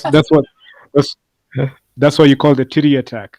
That's right. The titty Yeah, attack. dude. That's what I'm saying. We should have somebody there to inspect them, because you never know what they can look. People in prison, they have a lot of time. They've turned the rectum into a man purse, essentially. So women can do the same thing. If you give them enough time, they figure out how to cheat. We need somebody. We need somebody to inspect those tits. Let me see those tits. That's right. Yeah. That's what we. Put it right between your tits. Let's go. All right. I don't know who's playing those sounds, by the way. But listen, I will say Beautiful this: set of tits. How about you let me fuck them? no, actually, I would say that to them. I might be tempted to say that. Beautiful set of tits. How about you let me fuck them? All right, listen, that's enough, man. This is getting out of hand. Yeah. But, by the way, this is, you guys can see it on the StreamYard, but if you look on your YouTube screen, this is one of the females that will be fighting tomorrow. Her name is Ebony Bridges. Ebony Bridges. Ebony Bridges. Oh, you're She's looking got- at her weigh-in? Yeah, she's got tattoos. She's the one with the fake tits that I was telling you about. Yeah, that's the one. She's got Oh my lingerie God. on. She's got tattoos too, which is, women nowadays, all women have tattoos. Dirty in a bad way. Those mouth-watering tits. Those who said those mouth-watering tits? She looks dirty in that disgusting way. You know what I mean? Like filthy. Well, listen. Can I touch them? Yeah, that sounded fucking creepy, man. The way you sounded like you were begging but insisting at the same time. Like, can I touch those? Listen, Get some control of yourself. God damn. yeah, I'd be gritting my teeth. Nah, I'm not interested in this shit. I mean, if you are, then that's fine. But I mean, Yeah. I'd rather watch men's boxing. Look, Better like technique. Bernard Hopkins said, there's something out there for everybody. That's the beauty of the countries we live in, depending on which countries you live in. We have And freedom rolling to- around with their panties on. So recognize. Safe to say you won't be watching tomorrow's female fights, right? That's a big no from Recognize right Recognize will be watching the fight. there. I doubt it, man. I think he's gonna be driving over to Papa John's to get himself a pizza. That's what he's been doing lately, doing a lot of eating. I'm worried about Recognize. I think he might be gaining a little bit of weight, man. Excuse me. Somebody said something? Huh? No, nobody was talking about you. Nobody. Oh, okay. No, nobody was mentioning you. Nobody was disparaging you. I was just eating a burger. No, come on, stop it, man. You can be serious. We're talking about this female boxing fight. Oh, you guys are still talking about that? I was taking a nap. Listen. I like female boxing the way I like, I don't know, the way I like painting. Yeah. Does that make sense? No, because we I don't mean, know if you like watch baseball, right? Well, we So don't would know how you watch like female. So, Well, that's like- a good question. Yeah, that's a good point. No, but seriously, like some of you guys, I like recognize you watch baseball. Other people probably watch hockey, whatever. Like, do you have to watch females perform in those in those sports? Because Nobody has forced me you yet, don't. so- Because if you don't, you're not a fan of that sport. Because that's what I'm hearing. Like, oh, you're not a boxing fan because you don't. I mean, who's saying that? Is it like some psycho that's like he has a different definition of what a boxing fan is? Like, oh, you got to watch every single fight. I mean, if it's that guy, then I mean, he needs to get a life. Personally, that's my opinion. Well, I the will say people that this. tell you to watch every single fight are the people that only watch Floyd Mayweather fights. Oh, wait a minute. What? And I'm not like That's I'm a gonna be girl real, right I'm not there. trying to knock Floyd Mayweather, but like that's the most casual fan thing I've ever heard. Look, I'll say this, man. you can watch what you want, but because look, I've talked to some people sometimes when they hear I'm a boxing fan, they go, "How can you watch that? How can you watch that sport?" And that, so even boxing, which is a niche sport by itself, is frowned upon by some people. So there's always sub niches within a niche, and that's boxing. Now we've got the women's boxing, which is becoming a sub niche. But I don't think you should be. Look, I'm past the point where I've got to watch every single fight. I used to do that back in the day once you make it past newbie status in boxing and you start to get into all of it, and you read the magazines and you record. Like recognize, like you said, you used to record a whole bunch of the whole ESPN card from the preliminaries to the fucking main card, and that's ESPN. It's not exactly HBO. So when you go through, my heart's still broken. My heart's still broken over that. But, I know, man. Thank you for bringing that up, man. Don't think. Well, I'm sorry. I mean, listen, you got to let go, man. It's all right. It's all right.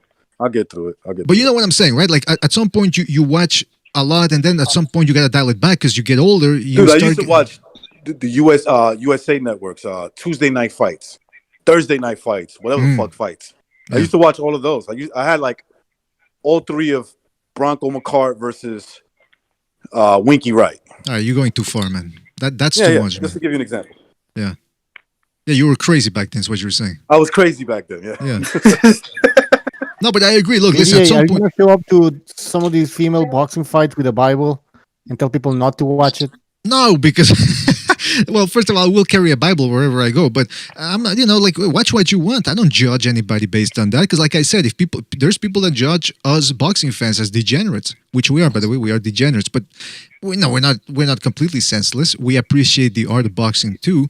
So I don't disparage anybody for liking. Look, if it's something disgusting like German scat porn, of course I'm going to have a couple of things to say about that. Mainly that it's a little bit too exciting for my taste. But look, as long as you're not hurting anybody or doing anything disgusting, watch what you want.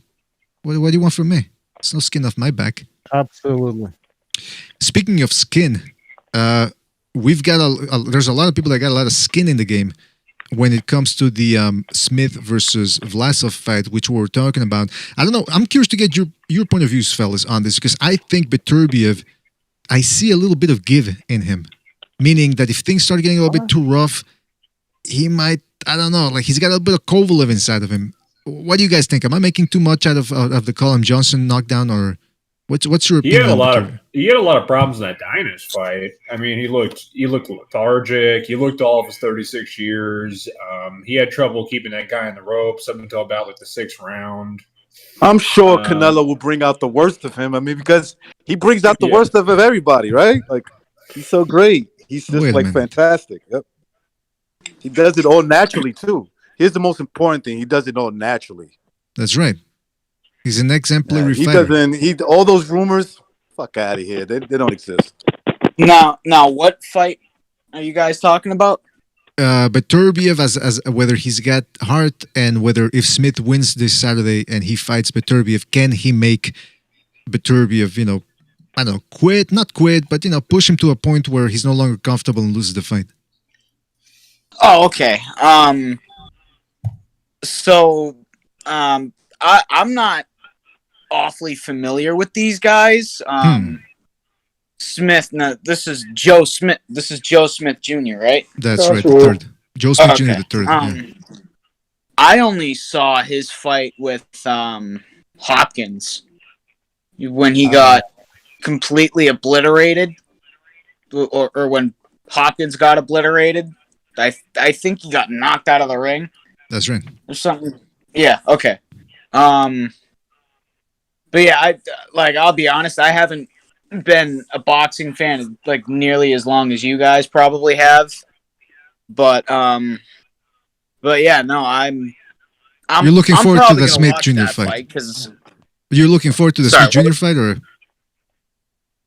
the what? Smith Jr. fight, because he's fighting this Saturday. That's a fight you should look forward to, because the guy's a power puncher. And let me just fill you in on this. If he wins this fight, they're trying really hard to set up a fight between him and Beterbiev. Now, Beterbiev, check him out. He's a monster in there.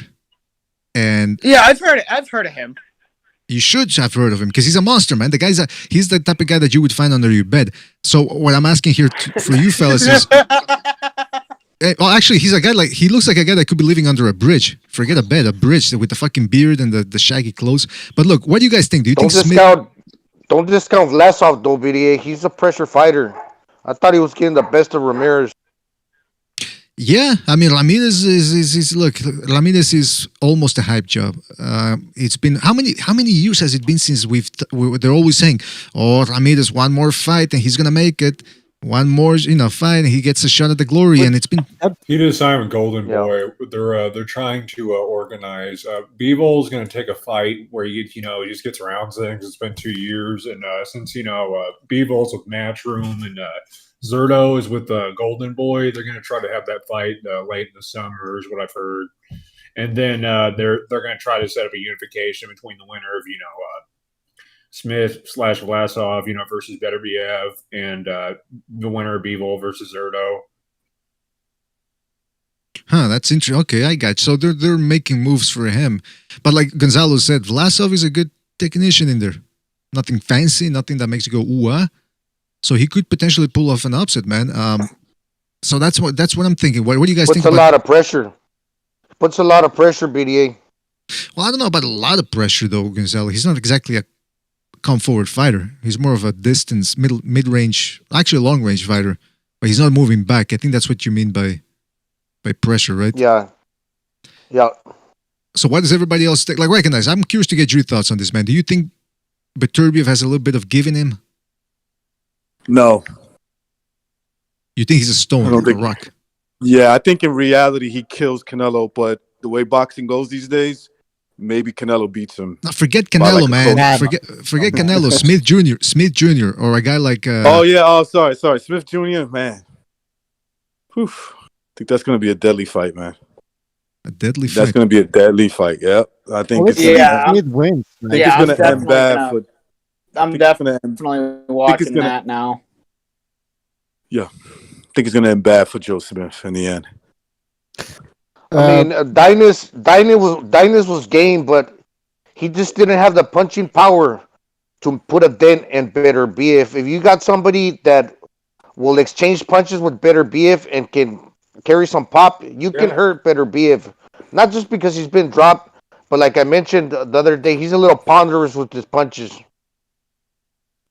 Yeah, I agree, man. That's a dangerous thing about Joe Smith. There's nobody out there quite like him. And I don't think Smith Jr. I don't think Beterbiev has ever fought a guy like him who will be willing to I mean, this guy has fought with, Smith Jr., that is, has fought with a broken or fractured jaws, actually, a fractured jaw twice now. The last time, I believe, was against Barletta. He was getting outboxed. Barrera was trying to get him out of there. And Smith Jr. never stopped trying, man. So, and he did drop Barrera there in the first round, I believe, and hurt him afterwards as well. So he's not a joke. Butcher, what do you think about Beterbiev versus Smith Jr.? You think Smith Jr. could make something happen if they were fought? Absolutely. I think it would be a war, man. What the fuck was that? He needs to let his hands go. No chance. I mean, what else can fucking Smith do?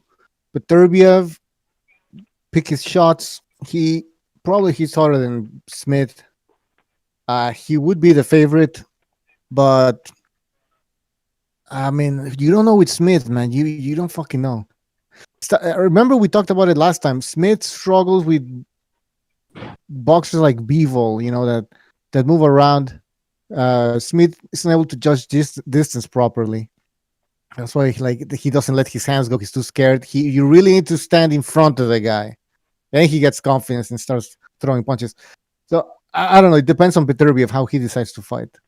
I think that's the way I can put it. But by the way, Vlaslov, what's his name again? Vlasov. Smith fighting. Yeah, Vlasov, like Blue Collar Sport TV says, Vlasov can do a bit of everything, and it's true because I've seen him put pressure and also fight on the back foot. In a way, move around. So I expect him to fight Smith like he fought this. I don't know. He was in a fight in Russia or something. I think it was his last fight. Anyways, he was moving around, and so I think that's what he's gonna be doing against Smith. He's gonna move around, pick his shots, but so it's gonna be tricky. Smith might not look that good, but don't start shading on Smith and saying, "Oh, he's gonna get killed by Beterbiev." Styles make fights, people. Great. He might look like shit this weekend, Smith. He might look like shit. but that doesn't mean he doesn't have a chance against Beterbiev.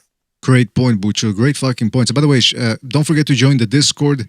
It's open lines Discord, so you can jump in, you can call in, or you can join the StreamYard. The links are in the chat. StreamYard. If you're part of the StreamYard, all you got to do is swipe right, and you'll find the speaker icon, and you can click on it. That's a good point, Bucho, because again, fans are quick to point out, if a guy has a bad performance, if he struggles against Vlasov, then he struggles against Beterbiev. But Beterbiev is a different type of fighter. He can box from the outside, but you could say maybe he's a little bit slower than Vlasov. That sometimes just the hand speed can make a big difference. The length can make a big difference. They're different. They have different bodies too. Beterbiev is stockier, Vlasov longer. So look, all Smith has to do is win. Win. Then worry about whatever else later, because he's got a Beterbiev win down the line. Now, speaking of stocky people, there is a guy named Eimantas Stanionis. He's a prospect, one of those Eastern European prospects that they're below 10 fights and they're already pushing him in there against top competition. He's going to be fighting Thomas Delorme in a fight that's going to be very, very good. This guy's from Lithuania. I don't know what it is about these Lithuanians, like Baranchik and Kavaliauskas. I think Kavaliauskas was, or Baranchik, was he from Belarus or was he from Lithuania? Belarus. Well, listen, close enough. I don't know what it is with these guys. They're built like shit brick houses. This guy's got muscles bulging out of his back. Anyone that tells me that these guys are natural, I don't want to hear it. All top guys, or most of the top guys, are on something. But this fella, man, I'm curious to see. He's strong, man. I was watching some of his fights on YouTube, man. His opponents, they try to whack him. They can barely move him. And on top of that, check this out. He's got Freddy Roach in his corner. And by the way, this guy looks like he would have been, this Lithuanian guy, he looks like he could have been a guard in a concentration camp. So he's got the meanness inside and outside, it seems to me. What do you fellas think? You get a lot of the strongmen from the world in that area of the planet. Absolutely, yeah. That country. But why is that, though? They work in fucking mines or something? Or where do they get these guys from? They were slaves. White slaves? I never heard of that before. What the fuck? Yeah, Slavs. Slaves. They're like the original slaves. The original. So black people copied the white people. Yeah. I mean, I'm saying they were the first ones sold as slaves. I think. Now, I suck at history, so wait. But they were slaves. Like, I don't know. I'm not saying they were the first slaves, but actually they were slaves before. Listen. It's an open Fridays podcast. It's an open Fridays podcast, but it's not open lines. But it's not open everything. It's hey, you know what? Not an open history lesson. Yeah, I was thinking about that. Since we've got a open format here, we're gonna do the same thing over at Second Renaissance one of these days. Open everything. Anybody that wants to jump in, Second Renaissance is a podcast where everything goes. Oh yeah, might not be a good idea. Bucho, come on, man. It's all about excitement over here. It's all about excitement over the BDA organization. Don't forget to hit the like button. Speaking of excitement. And don't forget, you can jump on the Discord, you can jump. And Jimmy, if you're listening, because I think Jimmy tried to join the other group. Jimmy, if you're listening, just go to the main BDA Discord. The only Discord you've got, the one where everybody's there. And just click on... I sent him a link to this group. Yeah, for some reason, the link might not work. Anyway, the other fight is on Kajas. I don't know how much interest there is for you guys in the Kajas fight. That's a good fight. Crawford. There's a better fight in that card. Stanionis versus Delorme. That is a hell of a step up for that Lithuanian kid. Yeah, that's what I was saying, man. I mean, this guy looks very strong, but Delorme, he's strong too, man. And he's got a little good technique in there. That's the other thing, because when we talk about Crawford, people talk about the Crawford-Kavaliauskas fights, struggling with him, how he's struggling against Gamboa, but they forget that the Delorme fight, it was almost a little bit like Washington Wilder. Obviously not as bad in terms of technique, but in terms of how close it was, that neither guy was really doing that. I know Roy Jones kept saying that Crawford had the advantage, tactical advantage, and it certainly looked that way a little bit. But it wasn't still, Crawford needed his power to bail him. Delorme was winning until he got knocked out. I had Delorme winning. Whoa, really? Close fight. Yeah, it was close back and forth fight. Huh. had it 3 rounds to 2. He was knocked out in the 6th. So yeah, I had the Lawmate up by 1 until he just couldn't take Crawford's power. Crawford's just that accurate and too big at that weight. You find out that that's what happens usually with Crawford. Is like, the fights are close, and then whoop, he takes guys out with a shot. That's why I call him Wilder-esque, because it seems like his power's bailing him out a lot. I think it's more his conditioning, honestly, because he kind of breaks you down. If you watch his fights, that's his game plan. We either box you from the outside or just start, and then when that doesn't work, he'll start walking you down when he has like a read on you, and then eventually take you out. Yeah, that's the He's thing, man. Definitely better than Wilder, though. Oh yeah, Definitely. for sure. Yeah, for sure, yeah. Well, is that hard to do? I mean, I feel like anyone can go in a boxing ring and just swing for the fences and, maybe land a big bomb. Well, you need to have power to do that. In a way. Yeah, exactly. You need some physical attributes.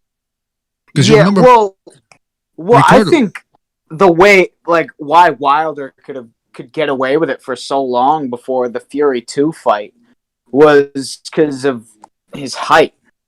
His height, and he was real long, which ended up being his downfall against Fury. Because he wasn't used to facing... A, he wasn't used to getting bullied. B, he wasn't used to fighting somebody taller than he was and somebody that had a longer reach. That's true, and that's why a lot of people are saying that when it comes to Crawford versus Spence, Crawford is going to be fighting a guy that he's not used to fighting, or somebody that can match him in boxing skills, or maybe even surpass him, who's just as strong as he is, well conditioned. And Crawford hasn't had hasn't fought a guy that can prepare him for that, and he did. Look, listen. Here's the thing: when people say, "Well, Crawford's opposition has sucked lately," it hasn't been the best compared to the pedestal in which people put him on. Compared to that, of course, it's ridiculous. But at least he's beating those guys. But what I'm saying is, Spence can actually take advantage of that, just like we saw with Wilder. Wilder was being exposed. His holes were being exposed, but nobody could really make it to 12 rounds. Fury comes in, makes it to 12 rounds against him in the first fight, doesn't get the decision. And he says, "You know what? Let me exploit all those defensive holes and get him out of there." The thing with Crawford is obviously he's more skilled than Wilder, but the defensive holes are still there. You just need a top caliber opponent like a Spence guy to do it, or maybe Innis. You never know if Ennis. That's why I'm curious to see what Ennis shows us tomorrow. And whether he's got the stamina to. Butcher, you were going to say something? No, well, I think Crawford's career might end up like Roy Jones. Athletically skilled, but there's like a flaw there. The chin. He gets hit. I can see him having... Because you know what happened with Roy Jones, in my opinion? It wasn't just like he got knocked down. I think mentally he got all fucked up, man. That fucking Tarver knockout fucked him up forever. He was never the same.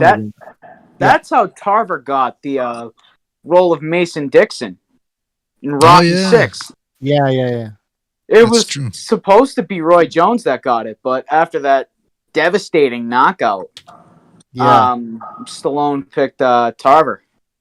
That just goes to show you that Stallone is a little bit of a trend follower. Yeah, bandwagon guy. Don't you feel like Crawford relying too much on athleticism at this point? I don't see really that much technique.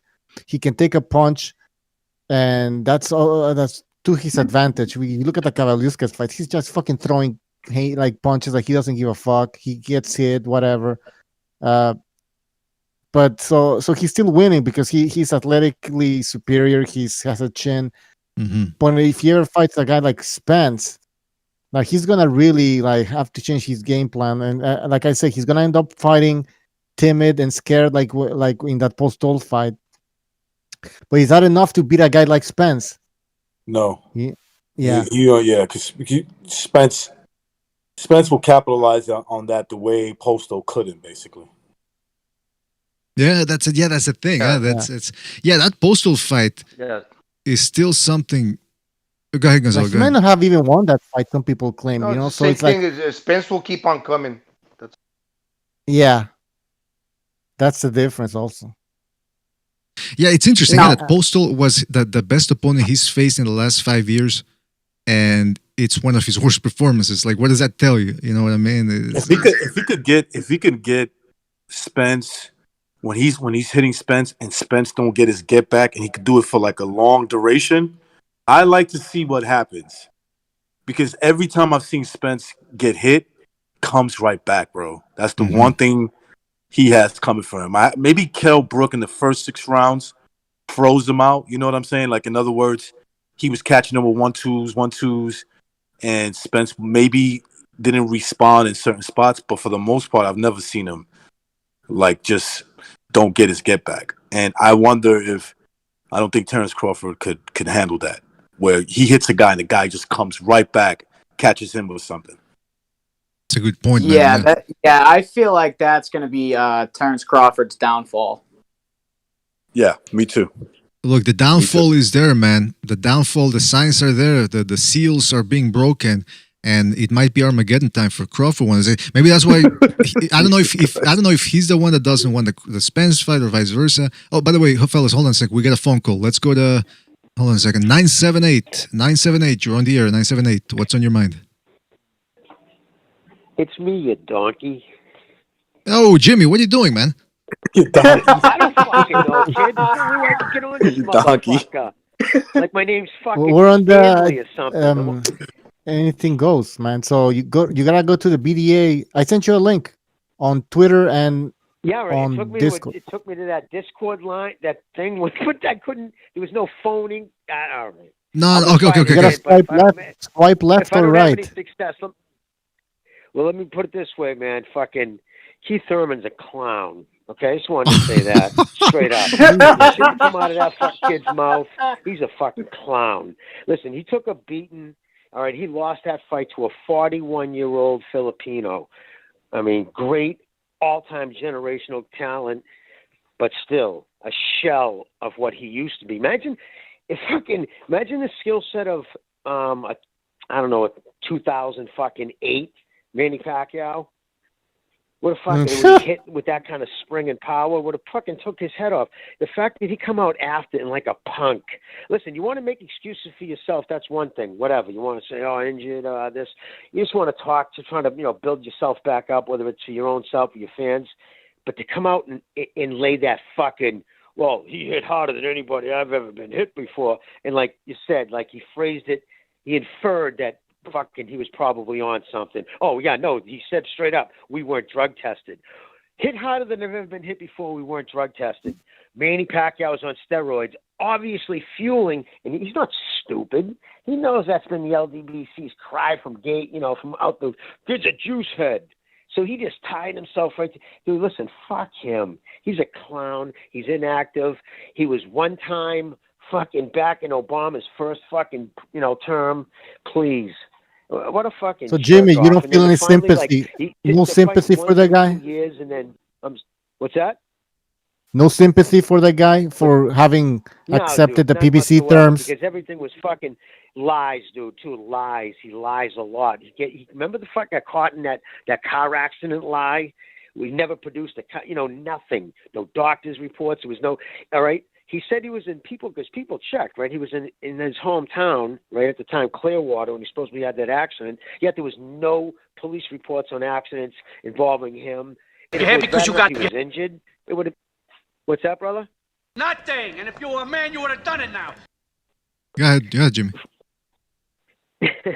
But so a lot of people checked into that. Like, he's an idiot. He didn't realize like people could check into that claim. So that was bullshit. He was even somebody said it to him in his face. He just kind of brushed it off. Then he gets in front of the fucking Showtime camera when they do those, Mark Kriegel specials, and he tells Mark, Mark, how do you want to be remembered? And he tried. He's actually a somewhat of an intelligent kid for boxing. I got to give him that. He's well read. He does read a lot of shit. Sometimes he tries to use words that don't really belong, but so he sits down real serious. What? Well, of course, I want to be remembered as the greatest welterweight who's ever fought. And I'm like, pretty lofty goals, right? To say that, and then to come out and then fight every fuck. Listen, I understand too. At first, I had sympathy when this is what I was told, and Somebody just read one of the PBC contracts online, and it Hey, is Jimmy, true. Jimmy. If you fight, Jimmy, what? before I continue, let me, because people are saying they can't hear you very well on the phone. I'm gonna personally see if I can get you on the room. I'm gonna give you a call on the new room. All right, let's see if it works. All 'Cause right, we- let's do that. All right, peace. All right, peace. All right, let me invite him personally here. Maybe that'll work because I have a list here. Jimmy, where's Jimmy? Mike from Boston, Jimmy. Now, where's Jimmy? Fuck. Actually, I think I can write. He's not on the list, man. Butcher, what do we do, man? Yo, can you hear me? Who's that? Oh, is that that game? Yeah, what's up? What's up, babe? Have him go to StreamYard. Nah, he can come on here. It's just for some reason he. Anyway, either way, like how you doing? That game. It's been a while. Oh man, just cooling it, man. Just chilling. Heard y'all cooking on Wilder. Heard y'all cooking on Earl and Bud. So I was like, damn, shit. Let me jump in here. Wait. We're actually just more or less criticizing Crawford. Spence really?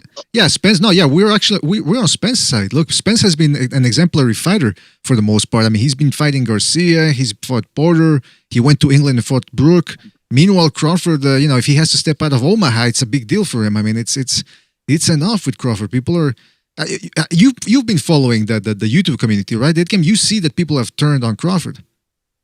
Not me. I mean, I'm number one Crawford fan. I mean, it's Crawford, it's Wilder, and it's everybody else after that. Well, for me, you could put the Charlos up in there, but I think Crawford is doing his thing, man. I think Crawford is at a position where he has a belt at 147. He has accomplished what he's accomplished at the lighter weights, and he just have goals that he wants to accomplish. He's not really. He's going to fight whoever Bob put in front of him. Hopefully put some quality opponents, but that's not his job. His job is to do what he done, knock out everybody who they put in front of him at 147. Bud, No, Earl, I got, actually, go ahead, brother. No, you can finish. You're good. No, what I was saying is, I mean, I'm a Bud fan, so I got Bud, beating everybody at 147. I even think the best fight for Bud right now would be little Mel Charlo. So, in my case, Bud number one, bro. I ride with Bud, but I'm just a Bud fan, so that's the way I put it. But it's interesting. I respect that opinion, and I can agree that Terrence Crawford's a good fighter. And there was an interesting point that you brought up, where some people seem to think everybody on his resume Crawford picked, like that was Crawford's doing, which realistically people complain about Crawford's resume and give Crawford shit. If you want to give anybody shit, give Bob Arum shit. Because, like, the reason that people say, oh, his best win was this person, or like Jeff Horn or Amir Khan, those are the two names that I hear were his best wins. Which, I mean, Amir Khan, that's kind of stretching it, let's be real. But that's more something to give Bob Arum the shit for, because Crawford, like you said, just does his job. He goes out there and performs. However, I seem to think for the Spence and Crawford fight, I got to go with Spence on that one. Just because his resume, Mikey Garcia, Sean Porter, Danny Garcia, like, in my perspective, I think those are better. Those are better opposition than, say, Amir Khan, Kell Brook, which you can make the argument both of them fought Kell Brook, and you could say Spence went to a decision with Brook, but Crawford knocked him out, and that's that would be a good point. No, Spence stopped him. I hate to correct you there. Spence stopped him in the 11th round. Oh shit! I only saw highlights, and that was like a year ago, so I don't remember. My bad. Well, I'll tell you what, man. That game, you said Crawford's doing his thing. I think that's the problem. He's doing the Crawford thing, which is he hasn't fought any of the top welterweights. At which point do you think this is gonna stop that game, or do you think that we'll ever see? Because you said right, Crawford should just move up to 154, but then again, those guys are PBC guys. Do you see a way out for Crawford where he can actually please the fans, or is he trapped? No, what's going to happen is, what I think is going to happen is, Crawford is going to fight. You know, everybody's saying Manny. I'm not sure, but Crawford's going to fight a decent opponent. Earl is going to fight Ugas, because they have to have all the belts on the line for that mega fight. So it's going to be all the belts on the line. Earl will have 3, Bud will have 1, and then we're going to have a clash of the Titans. And it's going to be a chess match while it lasts. And then the dog's going to come out, and we're going to get what we pay for.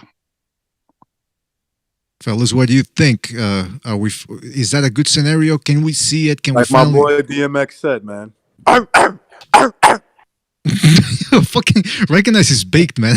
I said the dogs, man. That's what he said. He said the dogs are gonna come out, and I'm just man. I'm starting to understand. I'm starting to understand why Recognize is eating more nowadays. It's because those blunts, right? Recognize you got the good New York Kush or whatever. No. I'm off. I'm sober. Just when he said the dogs, man, the dog came out of me. You know, I raised dogs all my life. That's all I did was raise dogs all my life. You know what I'm saying? So, comes out sometimes. Right, I got you. But look, listen, with the whole Crawford thing, the whole Spence Crawford, it's one of the biggest stories of the year here on YouTube. But it's also one of the most tiresome. Because look, just make the fight already. Stop jerking us around. And more importantly, I'm disappointed in the whole business of boxing. But more importantly, I'm disappointed in Crawford and Spence for not making the fight. Because I got high standards for them. And they just said, you know what? Screw you, fellas. We're going to do what we're going to do. Who wants to say something? Yo, BD. I wanted to say that if that fight happens, out. Man.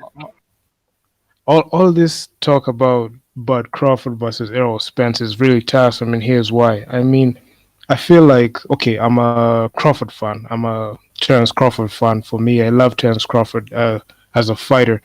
I mean, look, the problem is the PBC. You see, the PBC stable likes to keep their stuff in-house, and I don't like the way, like, they try to make themselves like an island. So, like, when a top-rank guy comes in, like a Terence Crawford, be like, yo, I want to fight. Errol Spence comes in and starts saying, like, yo, Terence Crawford, get a belt. He went and got that WO belt. He got that WBO belt. Then be like, yo, 80-20, 70-30. I mean, the 50-50. I understand this is supposed to be a split, but if those guys can't agree on a split, in principle, doesn't even have to be on paper, and Top Rank and PBC able to cooperate, I think there would be a high chance we would get that super fight. But this constant back and forth between those two fighters, and so everybody wants to be at the A side. I mean, it's hard for a fight to be made with those circumstances. So that's my take on it. Yeah, man. That's right. That's a good point. Look, it's fucking egos, man. It's fucking egos. But look, great things can happen if you believe in God. I firmly believe that. And one of the proof the proof's in the pudding. Jimmy made it into the Discord. Jimmy. Yeah, praise be his name. God damn it. I'll pray for you, Jimmy, and it happens. You're right, BD. But Jimmy, you'd been here before, if I remember correctly. Back when we had I think one of the times Steve Kim called in. I think you were here. So. Like, I don't understand but now you know. No, I've never seen. What I'm talking on now with all these things in a line, like I've never done this before. This is new. Really, it takes a couple of times. For me, anyways. It takes a couple of times, man. Because me too, I couldn't figure it out. Because you know what it is, dude. Listen, Bucho spoils me, dude. He always just sends me a link or something. He's like, okay, dude, Yeah. I'll take care of you special needs motherfucker. And he just sends me a fucking link. So I've been spoiled. Yeah, Bucho spoils people, man. Victim of the modern age. Listen, Jimmy, now that we're here, man, we're talking about, we went back to the whole Crawford butt thing, but prior to that, I want to get your thoughts on Jerron Ennis, because he's fighting tomorrow against Boots. Boots, yeah. Boots is high on him. I mean, high on his skill set. He's a personable kid. You know what I mean? I pretty much echo everything Steve said. It's just a one question. We don't know if he can catch. He's never taken he's never received anywhere near a top 10 welterweight punch. Never mind a top 10 welterweight punch you can crack. Even if the kid he's fighting tonight is probably, he's dragging him up to welterweight. What does that tell you? Right? Lipinets is a fucking lifelong 140. And he's not even a heavy puncher at 140. He's a hard kid. You know what I mean? He's a kid who's going to, pack a lunch. He'll fight you all night. But he's not out there winging fucking, bringing it high and hard. You know what I mean? So they're dragging him up. That makes me suspect, dude. For me, anyways, because it's 30 fights. Why are they trying so hard? Like I always look at it this way. Like they're trying to get him as big as possible without ever fighting a cracker, because maybe that cracker might be the checkout. Because for some reason, in that fucking mindset over in the PBC land with Al Heyman, a loss is everything with that fucking show over there. Jimmy, I got those things like it's the antidote. I gotta step in and say that I believe, I don't know if the Lamont Pearson fight was at welterweight, but that was in 2019. Since then, he's fought Inson and Clayton, and that was at welterweight from Lipinets. I'm talking about. So he has fought. Oh yeah, but he's the smallest welterweight. I mean, he's the smallest welterweight with a name that he could have fought. Think about it. I mean, look at all the welterweights over there. The guy's got 30 fucking pro fights. How come he's not fighting Garcia, Danny Garcia, or fucking or Broner or somebody else? Oh, that would have been he's definitely. They went after the smallest kid as far as I'm concerned. Yeah, Broner fight would have been. The Broner fight would have been good. Yeah, I don't know why they didn't just cash Broner out and say, you know what, let's put him in there against this guy. I guess maybe Broner didn't want to. He said, "Fuck that, I don't want to go in there." Who knows? Yeah, because this kid's talented. But like I said, it just seems like to me, like I noticed that. Remember about 30 fights in with Wilder, it became painfully obvious they were doing everything they could to avoid a puncher. It was so obvious. Just go look through his career, you know what I mean? So it was the same thing. But listen, I just wanted to say too, real quick, I was cut off about Thurman. Dude, I was up on Thurman back in the day when he was still a golden boy, and he was still one time banging kids out. He was kind of ferocious, kind of in a bit of his own way, had some talent. But dude, man, threw that kid some money. And then, when he was talking to when he was talking to him about the greatest welterweight ever, then I really started getting angry because he would take like a year and 2 years off. Come to find out, from what I was told, take it for what it's worth, he was trying to get out of the PBC contract. But what happened when a fight was offered, the money was good. He said, fuck it. And what happens with Al, when you make $1 million or more, you're automatically re-signed for 2 years in full control. Like you can't even talk to other people during that time period. And they have a non-disparage clause. I mean, they can't talk shit about them when they leave. You ever notice they've lost a shit ton of guys? The other promotions, like even a Jet FA, they're on heavyweight, but nobody ever badmouths them. Nobody ever even says nothing on Twitter because it's in their contract and gets sued. He takes that in from the music industry. You know what I mean? They have contracts like that in the music industry, so they don't badmouth the label or the producer. So it's not in most boxing promotions. They don't have, hey, you can't badmouth us if you leave. Hey, Jimmy, you mentioned Keith Thurman back when he was on HBO. That was, I remember, 2012. It's gonna be like 9 years. He did manage to unify 2 belts, I believe, in the welterweight division. Could his career have been much more? Oh, sure. He's the type of fighter he needed fights. Man, it's so important. It's so important. If you're going to fight, you need to fight 2-3 times a year. 2 times a year is, you're going to see, minute a fighter goes to 2 times a year, and I'm telling you right now, that's why Canelo demanded this 3rd fight this year. He knows. Your abilities, I don't give a fuck if you're fighting the best in the world. If you're only fighting 2 times in a row, your abilities are decaying. They're going backwards. You're not going to get better. You're not going to build up that fucking fight tolerance, that just the face punch. You know what I mean? The calluses in your face. Your brain's not used to getting rattled because it's a big difference. You can spar until the cows come home. You're not getting cracked like you are in a fight. The nerves, all those other intangibles. It is so different in an actual fight. You know what I mean? So, yeah. So, I don't know. I just don't want you have to be fighting 3 times a year or you're going backwards. That's just my opinion. I want to mention something about that, or ask you something rather, Jimmy. But first, let me just give a shout out to Chris K for his contribution. He says, "But Crawford versus Earl's Pence." That's actually pretty creative right there. Shout out to Chris K for his contribution and the chuckle. That's worth more than $1 million, Chris K. Let me tell you that much right now. Shout out to you, man. Jimmy, I wanted to ask you something. Thurman was in an interview, I think from a couple of weeks ago, over at Fight Hype, and he said, "Fuck Bob Arum. All the top fighters leave him. He's no good, and that he's screwing over Crawford's career." What do you think about that old story of everybody leaving Bob Arum? Break it down line by line. First off, that's just a fucking blatant lie. I mean, it is what it is, and I don't want to be in a position to like defending Bob because fuck him, he's he is who he is, right? Exactly. But I'm just being honest, dude. You look all through his history, right? I mean, Muhammad Ali, all those guys were with him at one point.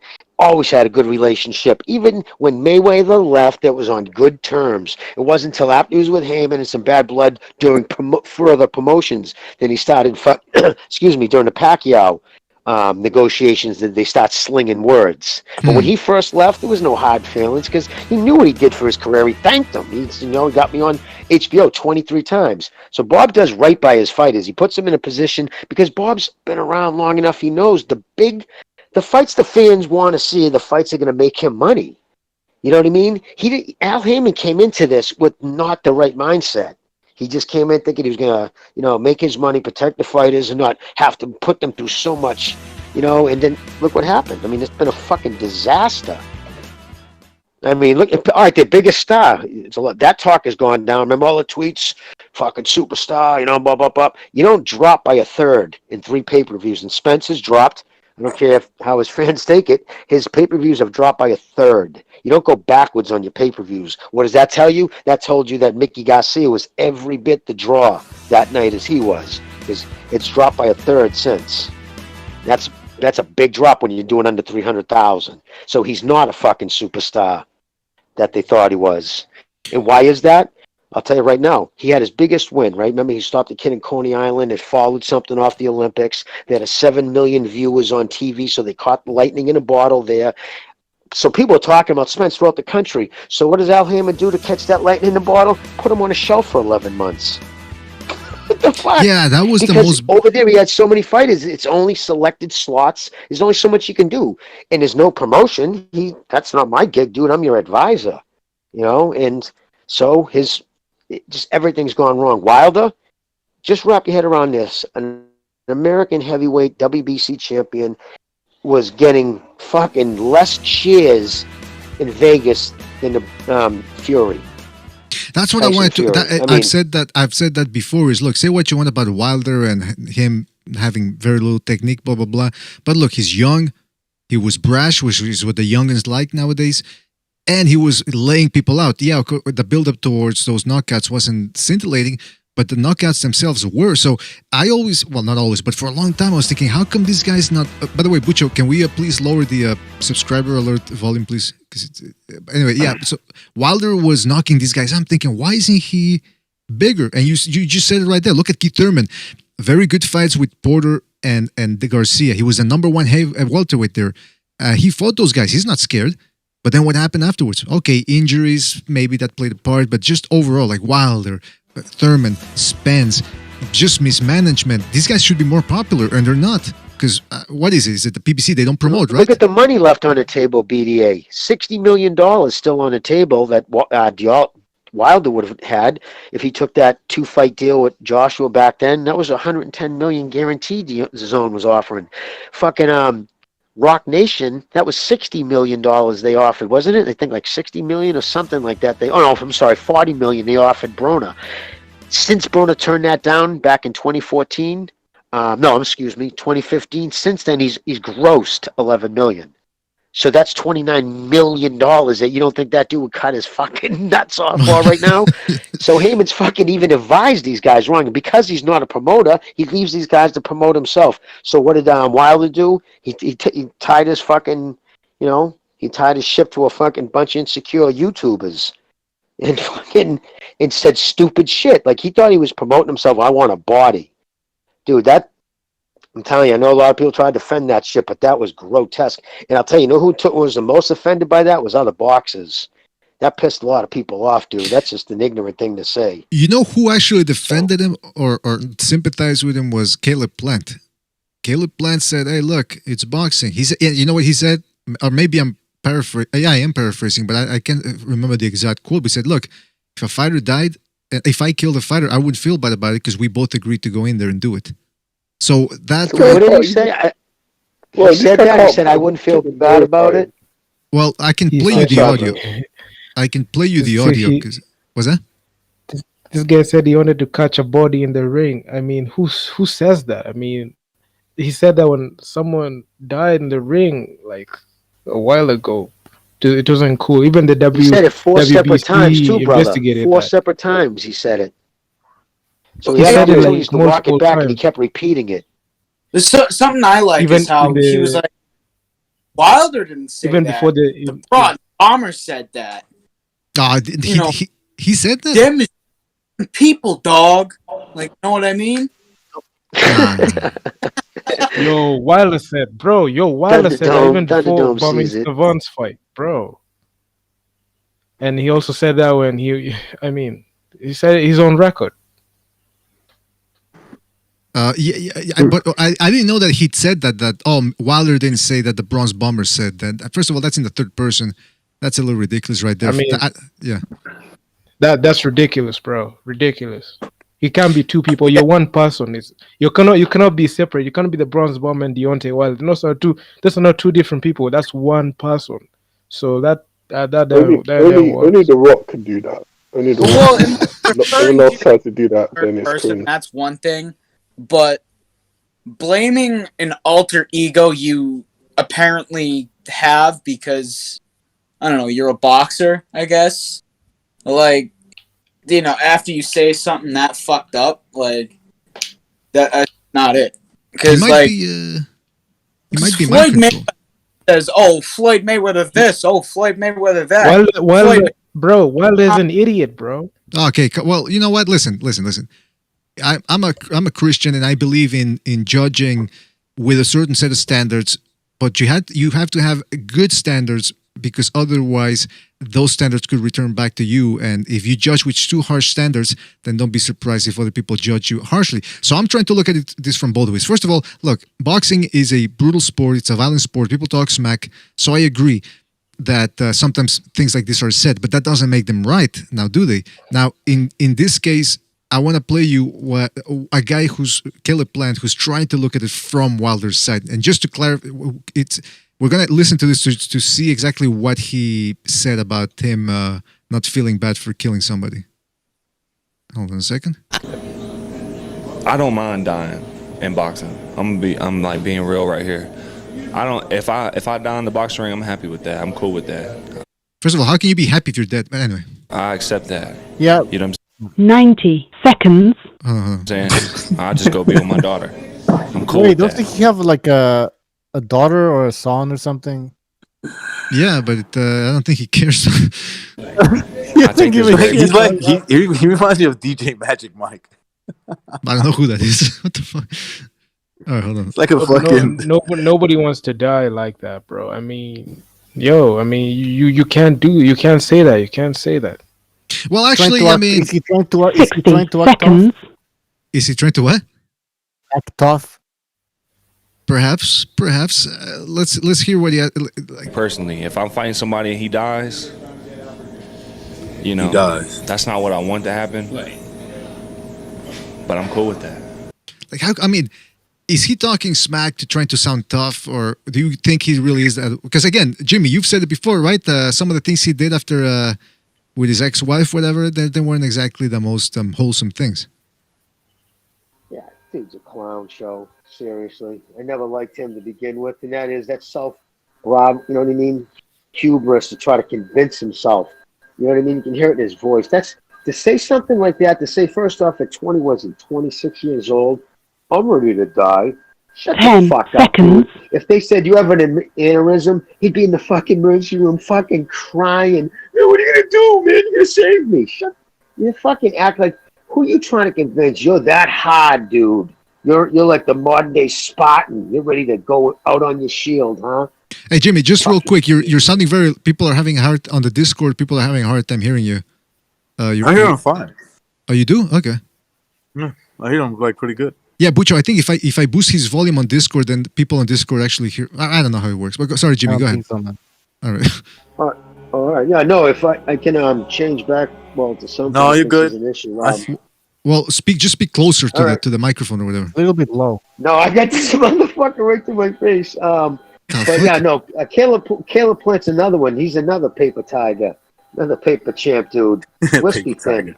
Look at his resume, dude. Turn it sideways, it disappears. It's so fucking thin. He's never fought anybody, and he's finally got himself a belt. Right? He's holding on to that like the antidote, and he's trying to tie. Well, I want Canelo. Another one who's just looking to fucking, cash out. Was that Benavidez fight? Right? Where's Benavidez? Listen, that punk. He mentioned Benavidez a couple of years ago, which was even surprised me. That he would even say, even meant talking about fighting him. He didn't call him out, but he was talking about it. Now, Benavidez just turned around. Right when he was done beating up that dude the other night, he did take a big beat, and he stayed in there. First thing he did was, I want Plant. It was Caleb Plant next day on social media. And this fucking dude won't even say his name. You punk. So, yeah, he's looking to cash out. Don't expect him to ever fight anybody good until it's a cash out pay-per-view. My goodness he gracious. He knows that kid's. He's gonna get folded like a lawn chair. He wants the biggest cash out. I watched his most recent fight against Truax. Caleb Why Truax. would you torture yourself like that? What was that? That's the way he's. Why would you torture yourself like that? Yeah, why would you want to watch that fight? I didn't know it was happening before, but I just turned on ESPN and saw it was on, so I was like, fuck it, I'll watch some boxing. Wasn't that on Fox? And I was, what was that? No, anyway, it's a technicality. Go ahead. It might have been Fox. I don't know. But anyway, I was listening to the commentary, and they were saying, this guy has the best head movement. This guy could be the next person to do what Floyd Mayweather did to Canelo. And I'm like, what, are you saying that because he's out moving this, fucking 35-year-old guy? If he were to ever match up against Canelo or even Billy Joe Saunders would clobber him. Man, he's not going to do what Mayweather did to Canelo. Mayweather did a lot of things to Canelo. He drained the shit out of him, then he outboxed him for 12 rounds. Yeah. So that's not going to. First of all, he's not going to get the first one done. He's not going to drain Canelo. If anybody needs to get drained, it'll be him, and he'll probably end up losing by knockout or stoppage or some shit like that, or just getting beat up the way what's his name did, Callum Smith. Hey, by the way, fellas. Before we continue, let's go to the phone lines are about to close, so let's go to 470. 470, you're on the air. 470, what's on your mind? Oh, it's the gateway to the south. Hey, what's up, guys? I caught the tail end of the conversation about Caleb Plant talking about dying in the ring. I think you guys were talking about that with Wilder too. I'm just going to throw it back to you guys, but personally, I don't understand what the big deal is with those type of statements. That's the type of mentality that a fighter has to take into the ring, whether it's a sparring or whether it's a real fight. When you're going into the ring with somebody, with an opponent that's trained, there's an understanding that you can die in the ring. It's an understanding. So you're going in the ring with somebody who's throwing rockets at your brain. I mean, this is just maybe the fans don't like to hear that, but I just don't understand why those type of statements are so controversial amongst. Well, boxing I can tell you, Yo, I can tell you this, yo, bro. bro, can I? No Can I professional tell you fighter goes something? inside the ring sparring with the thought they're gonna die. That's from one. Nobody spars thinking they're gonna die because you don't get hurt like that sparring. But listen, have you been in the ring? it's irrelevant. But yes, I have. Okay. Have you been in a street fight? It's the same thing. Like we don't talk right, about it. hold We on, just hold know on. everybody knows that you can get knocked out. One at a Whether time. it's a street fight, whether it's a street fight, whether it's a sparring, but I'm just saying, especially with a trained boxer, there's an understanding, and you sign waivers that's why they make you sign waivers when you go to gyms before they let you go into the ring and spar and do whatever. Is you're removing the gym from any responsibility for what happens to you. You're basically saying They make me whatever sign a happens waiver at to my me, hockey league. I can Yeah, fix. listen, caller. We understand all of that, and boxers understand that they might die. You know, sometimes that's why Mayweather fought the way he fought because he was afraid of dying. But the thing is, the comments that Caleb Plant made. I mean, he said he would be cool if the other guy dies. He just you And he shouldn't say wouldn't that. be. He wouldn't be. He's lying. He's lying. Yeah, If he knew you he know. killed a man, that would fuck with him. 'Cause That's he like ain't Boom Boom Mancini saying, Well, he "Oh, could well, be he just a died. fucking That's fine." black-hearted sociopath. Boom Boom Too. Mancini. What happened to What the I'm saying is, like? Imagine Boom Boom Mancini. Oh, he died. all Well, I'm saying is, that's fine. He had to go see a fucking psychiatrist over that. That drove him mad. That broke his heart. Just to add on that statement on Caleb Plant saying he's okay when he dies, and also to weigh in on the Deontay Wilder situation where he said he wanted to get a body on his record. What I can say is this: if you're a Wilder fan right here, and you're saying you're supporting your man Deontay Wilder and saying he wants the body on his record, then why is it that Mark Breland threw that towel in to save Deontay Wilder's life? Because Tyson Fury was really bashing him, and if Mark Breland didn't throw that towel, and the way he was saying, the way Deontay Wilder said that he wanted to go off on his shield, bro. What if Deontay Wilder died that February 22nd? Would you say that what he did was honorable, or what he did was the right thing to do? I mean, explain that to me. Wilder fans, explain that to me. Okay, go ahead, caller. But I don't think the caller is a Wilder fan, by the way. But go ahead, caller. Okay. I'm not a Wilder fan, but the point you just made actually illustrates what I was saying. Wilder was prepared to, hey, whatever happens to me happens. He didn't want the fight stop. All I'm trying to explain is this is the mentality that a fighter takes into the ring. What if he died? Hold on, let him finish, please. Let him finish. It's the mentality. I mean, you have to be this way. I mean, it's a do or die, kill or be killed type of sport. So I just don't understand why people are, oh my God, he said, oh my, I just don't. Wait, I mean, this is boxing. This isn't tennis or golf. Okay, yeah. Listen, good point. Hold on, let me just interject, please. Let me just interject. Look, I appreciate the call because you're bringing up that good point, which is, you're illustrating Caleb Plant's point, because there are people that believe that. But like Jimmy was saying, any fighter we're not taking issue with being willing to give your life up in the ring, because again, we've seen examples of people that are willing to do that, and that's to their credit, and they gain respect from boxing fans by doing that. The problem here is when Caleb Plant says he wouldn't feel bad about it. You ask any boxer who's ever killed somebody in the ring, they're devastated, and oftentimes it changes their style for the worst. I mean, you look at Gabriel Ruelas. For a while there, he didn't know if he wanted to box. It ruined him. Mancini, it ruined him. Of course. Kovalev's the only one that it didn't seem... What? But why did you even bring up Caleb Plant? You brought him up in reference to what I said, because I didn't say. I know the call is saying fans got to understand, but I preferenced to call my statement by the people who were most upset by Wilder's comment were other professional fighters, not That's fans. right. Yeah, right. That's true. There was a lot of fighters that were like, dude, you don't talk about that because you might kill someone by accident. You don't mean to. It's a sport, and everybody's just competing as hard as we can. And sometimes bad shit might happen, but we're not. I'm not gonna be like, yeah, I'm okay with killing another man who has no problems with me. He just wants to compete with me in a boxing match. No, that's something that's we don't need to talk about that shit. Now, if we're in the streets and some guy did some bad shit to you, and you're like, I don't give a fuck if I kill him. I understand. I definitely understand that. Yo, I is the remember. caller still there? Yeah, go ahead, Dead Game. I'm here. All right, caller. Let me just say this. I agree with everything you just said. You have to understand.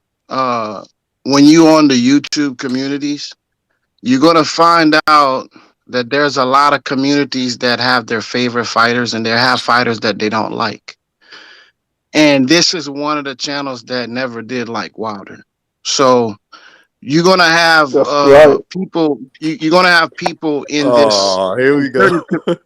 You're gonna have Hold on, people in certain communities that's gonna find every little thing they can pick on to go against the fighters that they don't like. And as you can see, nobody likes Plant on this. On pretty much, they don't like Plant. They don't like Wilder. You know, I don't know where this love for Earl came from, but All right, Dead Game. Let me ask you this, because I know where you're going. Earl Hold gets on, knocked out. Dead Game. Let me ask you this. Back, So you're saying, and hold on, 12 round. Dead Game. Hold on, You're hold saying you find nothing wrong with Wilder saying he wants to kill somebody. Forget Kelly Plant. You're saying what you I'm find saying, nothing. what I Yeah, said it's a was yes I or no. agree with It's a yes or everything. no. Yes or no. I agree with everything the caller said, and it's a combat sport. Everyone knows that they can go in there and die. We just had the most fatalities in boxing, you know, in a I'm long going to ask time my recently. question again. Do So you find anything wrong with the Wilder's remarks regarding how he wants to murder somebody in the ring, which he made multiple times? He didn't just say it once. It wasn't a slip of the tongue. He said it 4 multiple times. 4 separate well, times. when you can understand what Wilder's doing, That's a no then. Wilder's That's a being no. He's got no marketed. problem. Wilder is Yeah. being marketed as the most powerful puncher in history, So, and so you people think know it, you that. think it's good optics for the sport of boxing? Now picture this: you're like you just said, he's being marketed as the heaviest puncher. Probably at the time he was the heaviest puncher. So the chances, and then you also say there's also been more deaths than ever before. So in today's political climate, where they're trying to shut down everything, trying to get rid of head injuries and everything, so here's the heavyweight champion of the world calling for the fucking death of somebody. What's the optics for the sport if he goes out and kills somebody? What's the headlines tomorrow? Do you think he does the sport any favors? That was the thing most fucking pro fighters were angry about. Yeah, okay. So in boxing, you can boxers can die. That's fine. Yeah, you might kill a boxer. Okay, that's possible. Do you have to go out and say that you want to kill somebody? You don't celebrate it like an idiot. That's the thing. That's the issue we have at hand. We know boxers can die. Absolutely, we know. Everybody knows. Yo, but do you check have it to out. go out and say that Yo, check it you out. want to When to kill stop- somebody, and then you wouldn't. Anyways, go ahead. Somebody wants to say. Well, let's be thankful. Let's be thankful that it never happened. You know, let's look at it that way. It never happened, and let's be thankful that it never happened. But what I was saying was, he's doing things to market himself. Like you guys said, you know, you don't understand why he's not bigger than he is. He started late, but he never had that fight, that big fight, you know, that could break him out. There was never really the fighters except for Klitschko. Klitschko would have been the only fight to get him to that next level. So he did what he could do with what he had. And now he's in a position to Sorry to capitalize cut you off. on all. That game. Klitschko, Yeah, that game. Sorry Klitschko to cut you knocked off. out Wilder in sparring. Yeah, we bro. get the point.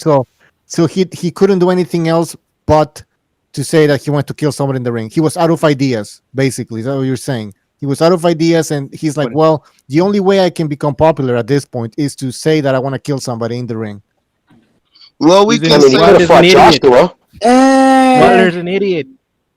Well, we talking about ideas, you know. He tried to do different things. That ring walk was a nice idea, but it turned out bad.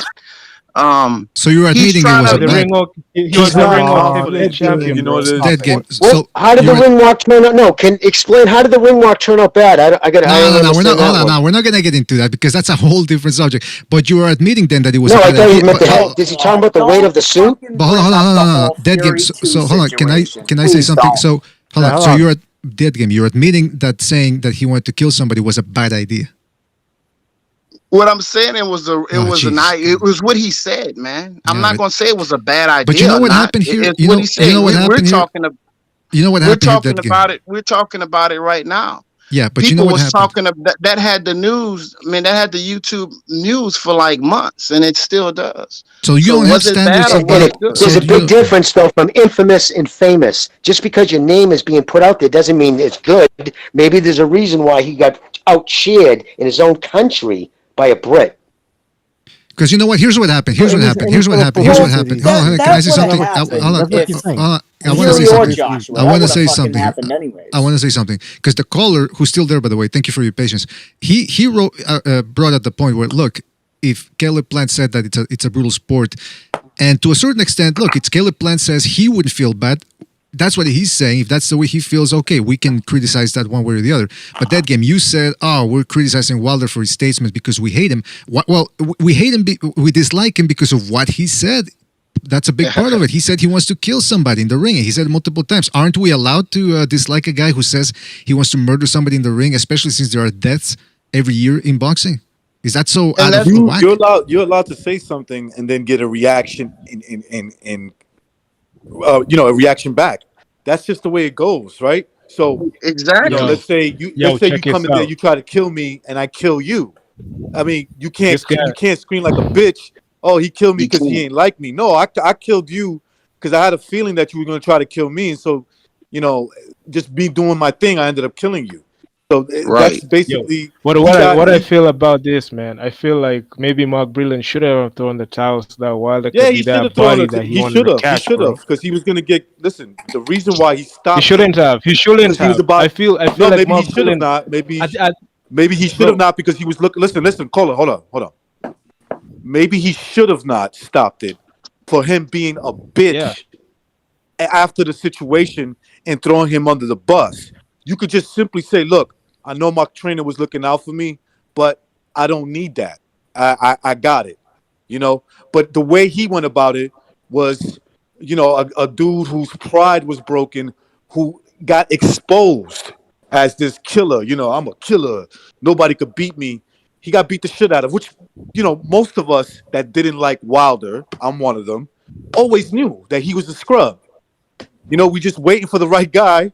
And Tyson Fury, a guy who's very skilled, proved that, and he whitewashed him. All right, now before we continue, hold on, caller. You set off a firestorm here with this subject, but anything else you want to say? Are you still there? I will say that I've called in several times before, and I'm not a Deontay Wilder fan. I've criticized Wilder, but one thing I will say is I do admire the way that he kept fighting in that Tyson Fury fight. Mm-hmm. I admire the way that this guy, it was clear that there's no way he wanted to give up. It was crystal clear, and I respect fighters like that. And I don't think his trainer should have thrown in the towel. When you go to war, it's either you surrender or you get taken out, you get knocked out. And but it wasn't just he was getting beat up, though, dude. It was the way he was getting beat up. Hold on, Jimmy. Yeah, he looked really bad in there. Fellas, hold on. Please let the caller finish. Please let the caller finish. Go ahead, caller. I would rather have a Wilder type situation where it go or a situation where the fight is extended than seeing these other, or a guy who doesn't want to quit, doesn't want to surrender. I'd rather see those type of fighters, and the guys who talk the same shit Wilder talks. I'd rather have those type than the type who are looking for an excuse to get out of a fight. Like the type of guy who's looking for his trainer to stop the fight. It's a good kind point. of guys looking for an excuse that's just how I feel. It's a good point. I agree with his premise, what he's saying, absolutely. But at the same token, listen, Breland understands one thing. He understands the damage. He saw the bleeding in the air. He saw the damage he was taking. He was thinking about his future because, yes, hey, both of us wish he didn't throw the towel and fucking the fight continued. But then that would have been, who knows, that could have ended his career right there. There's only so much of a beating you can take, and then you're just never the same. And I think Breland thought he was dancing close to that. Anyways, that was his determination. And I'm going to say this. Look, everybody have their opinion on that fight. He was getting clobbered. But when that towel came in, bro, to me, it was at a pivotal spot in that fight. It was, to me, Deontay was on his shield. And look, to me, he was getting a second win. I watched that fight so many times. I watched that fight so many times, bro. And when that towel came in, the energy when he looked that way and he saw the towel, the energy I felt when he saw that towel come in, I'm like, dude, this dude had a lot more in him. And who knows what, bro. and let me say Stop this, the who cap. knows? Stop the cap, bro. No, don't Yo, stop listen. nothing. No, don't Let it stop finish. nothing. Let it finish. Let it finish. Let it finish. Dennis, you gotta listen nothing. No, let you it finish. listen. You listen and keep listening. What I'm telling you is, what I saw was a man that was determined to win that fight. And when that towel came in, it was like the worst thing that he could have seen. So, yeah, I agree with the caller. If he was going to go out on his shield, let him go out on his shield. He already told Mark Breland in previous times, look, bro, I'm going out on my shield. I'm throwing the towel. Don't do it, bro. Hey, look. Let me just say one thing. Let me just say one thing about this situation, yeah. Yo, bro, I watched that joint over 10 times, man, and I feel like Wilder got the brakes beat out of him, and here's why. Like in the 7th round, he was just going from one corner from the next corner, turn, then one corner from next corner, turn. If you see that guy, he's on retreat mode. That guy was on retreat mode. That's the sign of a guy who doesn't have any fight left in him. I mean, he didn't have any fight left in him, bro. He was being battered, he was being bruised, and when he was put on the corner, Tyson Fury was finishing him. If that fight continued for like 10 seconds, bro, he would have been ended. I mean, he would have been touching the canvas. He wouldn't get up. So Mark, the caller said that he felt the energy. The caller said he felt the energy. So meaning like you felt there was an energy, because that's not what he expressed. He was still leaning against the ropes, dazed and confused when that towel came in. Well, you know what? Wilder was praying to some weird characters prior to the fight. I mean, he had the whole Masonic symbolism on his chain there, so you never know. Maybe he was getting power from Satan or somebody. You never know, man. But listen, caller, you brought up some good points. We do have to move on, but thank you for your call, and we'll catch you later. All right, man? All right, guys. Take it easy, man. Good points. Good points. Have a good one. Yeah, he started off a firestorm here, and that game brought up the fact that he thinks Wilder was going to get a second win. I don't know about that, but I do agree that I would have liked to see wishful thinking, but maybe that could have been the case. I don't know. I would have liked to have seen. I'm with you guys. I would have liked to have seen some finality. Was that? Wilder didn't stand a chance, bro. I know, but I think that's what happened. I think his corner thought he didn't have a chance in hell. So. Well, dude, he was 2 or 3 more shots away from fucking bellying up. Sorry, I'm fucking go, brother. Thunderdome, you've been trying to get in there. Sorry. Thunderdome's not here, man. But anyway, listen. The point is, somebody sounds like Thunderdome's trying to get in. Sorry. Yeah, he sounds like Thunderdome. But a good example of the quote unquote second wind is a guy from my area, Irish Mickey Ward. A good example is fight against Alfonso Sanchez. The guy was getting clobbered for like the first 6 or 7 rounds of that fight. And then he landed the monster shot to the body. So you never know. If Breland didn't throw in the towel, Wilder still could have landed the monster shot. However, I think that like in that specific fight, because let's be real, Wilder was nowhere near as quick as he was in that first fight. Like, he could have maybe landed that right hand, or he could have got brain injury or something. So, it goes both ways. It does. And Mickey was never hurt though against Alfonso. He was being outboxed badly, but he was never hurt. He was frustrated. See Wilder, he was out of it, man. He was on the back foot with that equilibrium shot, bro. That equilibrium shot in the was it the 3rd round when he was hit the shot when he fell down? That's when the fight went downhill for Wilder. Wilder didn't have his legs, didn't have his hands, so that's what happened. Because the first round it looked to be the same fucking fight. It's gonna be a third fight, and we're gonna get the third fight before this fight with AJ. Dead game. Do you want to see the Fury versus? You already signed the contract. AJ fight. No, I want to see the winner of Fury Wilder 3 go against AJ. That's what I want to see. Okay, but hold on. Why would you need a third fight? Yeah, I don't. First of all, I think Wilder needs to prove himself. He got knocked off. Yeah. He's I want to see. He This lost is what I want to 17 see. out of That 19 game. rounds. This is what I want to see. That game. This is Bro, what I want to see. listen I want to here, see listen here. Wilder Have you been fight following the news? Charles Martin or somebody like that ilk. I want to see him fight somebody like that and prove that he's still in the game. That's the way I feel. Wilder should fight Dillian White. Wilder should fight Dillian White. Yeah, He should fight. But Dillian White has been calling for that fight. He's been calling for that. Why am I not seeing Wilder fans call for that? Why am I not seeing Wilder fans call for the Dillian White fight? Get that smoke. He avoided him when he was a champion. Yo, look, Wilder avoided Dillian White was a champion. Listen, there's a reason why things don't happen. It's called confidence. Confidence. Wait, can somebody He explain doesn't to me have what- confidence. He don't Because have if he it. wanted that third fight, he would have signed the contract. He had a he contract don't. on October 19th, and he had another one come December. So he had two opportunities to sign that contract, and he never signed it. Jimmy, let's forget about like. Can somebody Wilder explain to let me? Can Listen, somebody explain- Wilder is not in that position. Let's talk about Wilder. Wait, come out real quick, please. Let me just say this. Let's talk about Wilder. I'd rather have this conversation.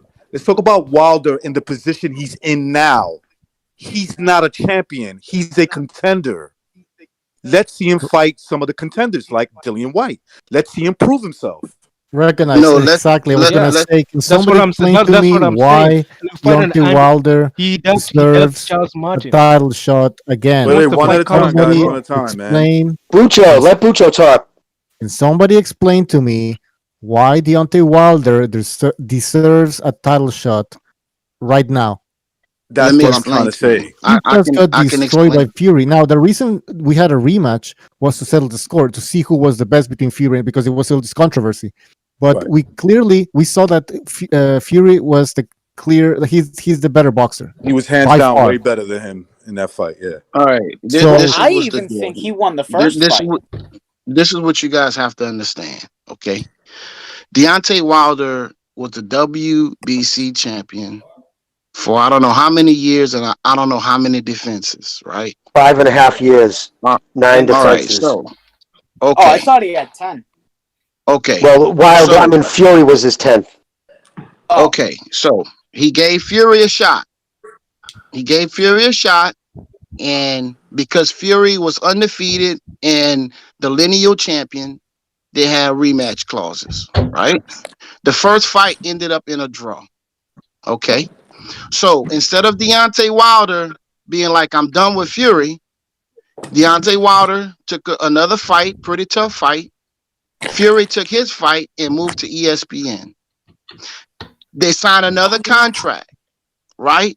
For another rematch with rematch clauses. You understand me? So this fight, Tyson Fury won. So Tyson Fury now have beaten the champion and taken the champion's belt, but there is a rematch clause. You understand me? So what Deontay Wilder needs to do, we understand, bro, that he didn't sign them. Let me say something. BDA, can you step in? I just want to ask a question to that game. That game, if it wasn't for the rematch clause, would you still want to see a third fight? Forget about the rematch clause. Forget about from what you saw in the ring. Does it make sense for Wilder to fight Fury again? Yes, he dropped him. He dropped him twice in the first fight, and it was a draw. The second fight, he got clobbered. He got caught. He just like the AJ, just like when AJ got caught with Ruiz, he couldn't come back. He couldn't shake back. Now he tried. All right, he did. Answer this one question for me then. I got a question for you.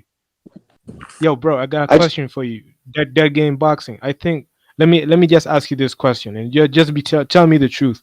In that Wilder Fury 1 match, the first match they fought in December 1st, 2018, do you feel like Wilder won that match? Yes. I don't think it was a draw. I think Wilder actually won that fight. Capping.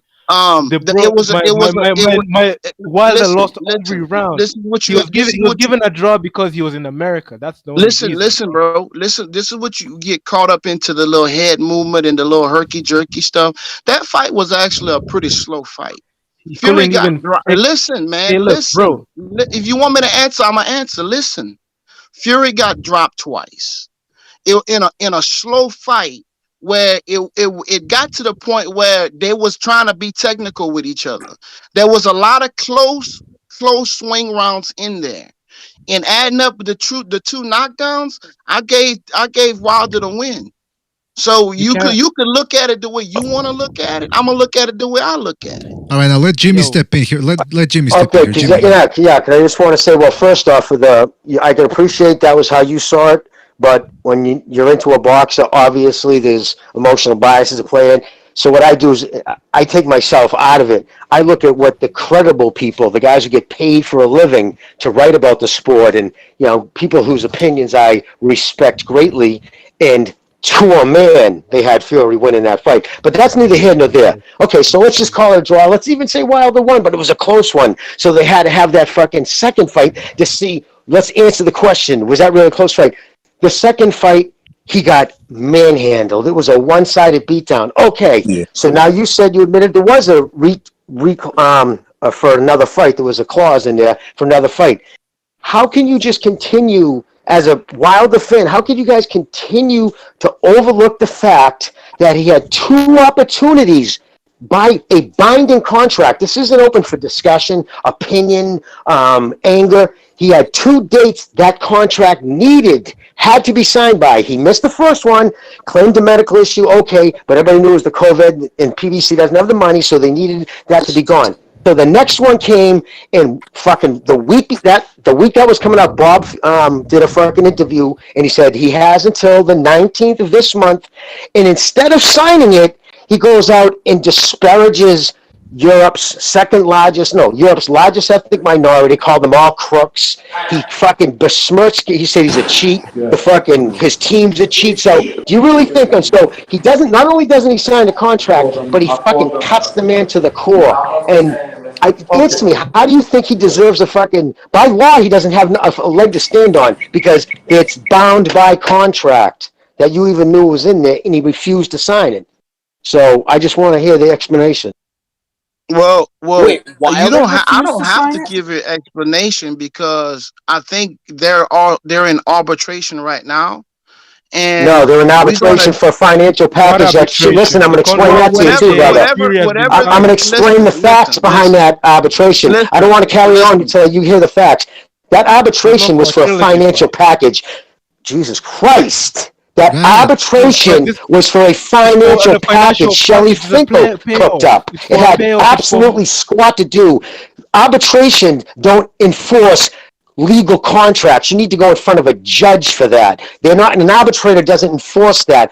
International laws too, come on. That was for a financial package that, from what I was told, was already thrown the fuck out. So put that out of the way. That arbitration has nothing to do. You think that Top Rank would have just spent millions of dollars investing in this fight with Joshua, flying their people to Dubai, flying them to Saudi Arabia? If there was even a chance there was another fight?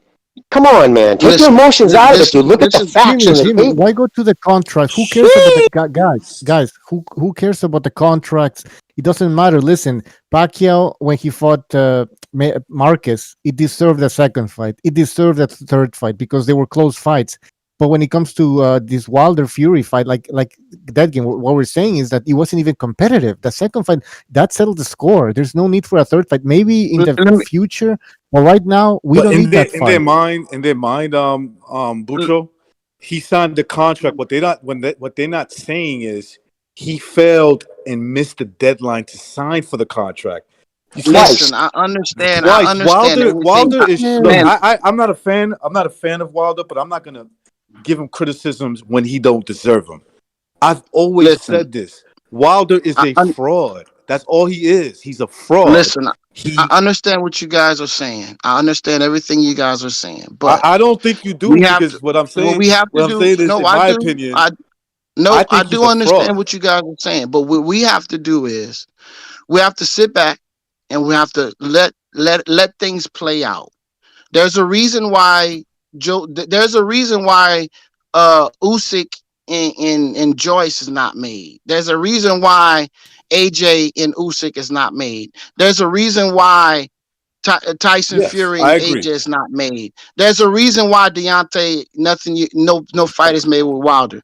I know everything is slow right now, but we have to let things play out. And if it is an arbitration, whatever arbitration it is, all I'm saying, let it play out, because if it's for monetary, it might be better for Wilder, because if Tyson and his dad see that, damn, we gonna have to pay Wilder so much money to fight AJ. Shit, if we beat him easy the What sources second do you time, have though? let's just go Let beat me it. ask you Let's something, just go Dead beat Gang. him again. Who cares? Let's What just go. sources do you have that that's the situation? Where's that coming from? This is what I'm telling you. All I'm telling you, the sources are, sit back and wait, because they're still in arbitration.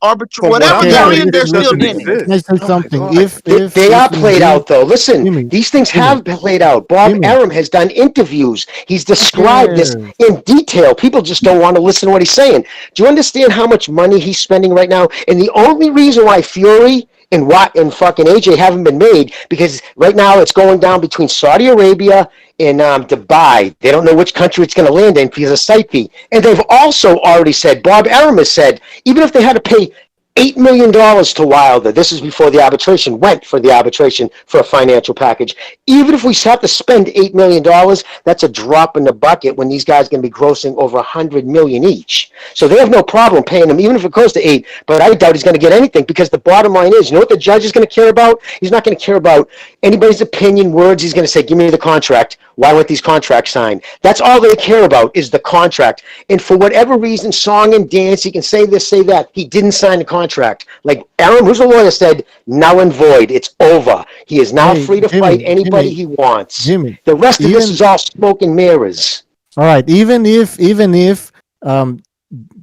is not gonna happen, but even if some sort of, like, the judge says, oh well, you know what, Fury versus Joshua can happen because Fury has to fight Wilder. If that happens, it would be an injustice to the sport of boxing, because nobody needs to see that fight again.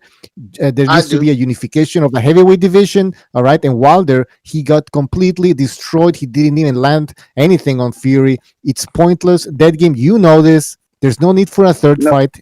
May I say something? I want to interject here. I want to interject. I got to interject because, look, we can all speculate here about the this and the that. At the end of the day, we can only go by what we see, and like that game said, we gotta wait. We gotta wait. We'll see what happens within the next week. But all this talking, it's very entertaining for us. You know, it's interesting. We're ironing things out too. But at the same time, we've got to wait.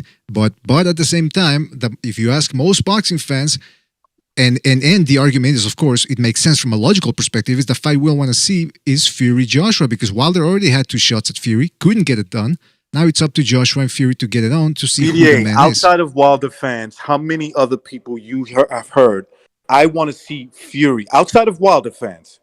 Wilder Fury 2 lost money, dude. Hold on. It lost money, bro, right? I want to see Fury versus Wilder 3 versus I want to see Fury versus AJ. How many people? Nobody's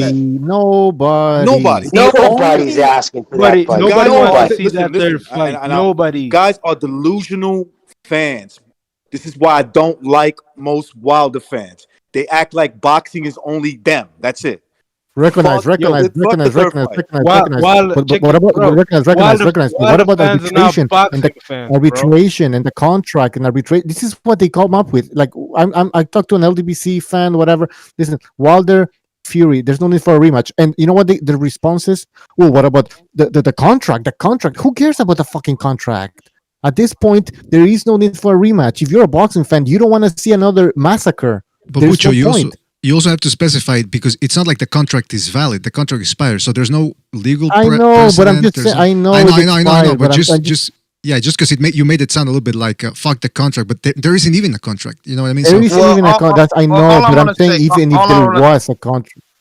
Well, if there was a contract, Wilder fans are not boxing fans. Listen. This is what we know. We know that Eddie Hearn.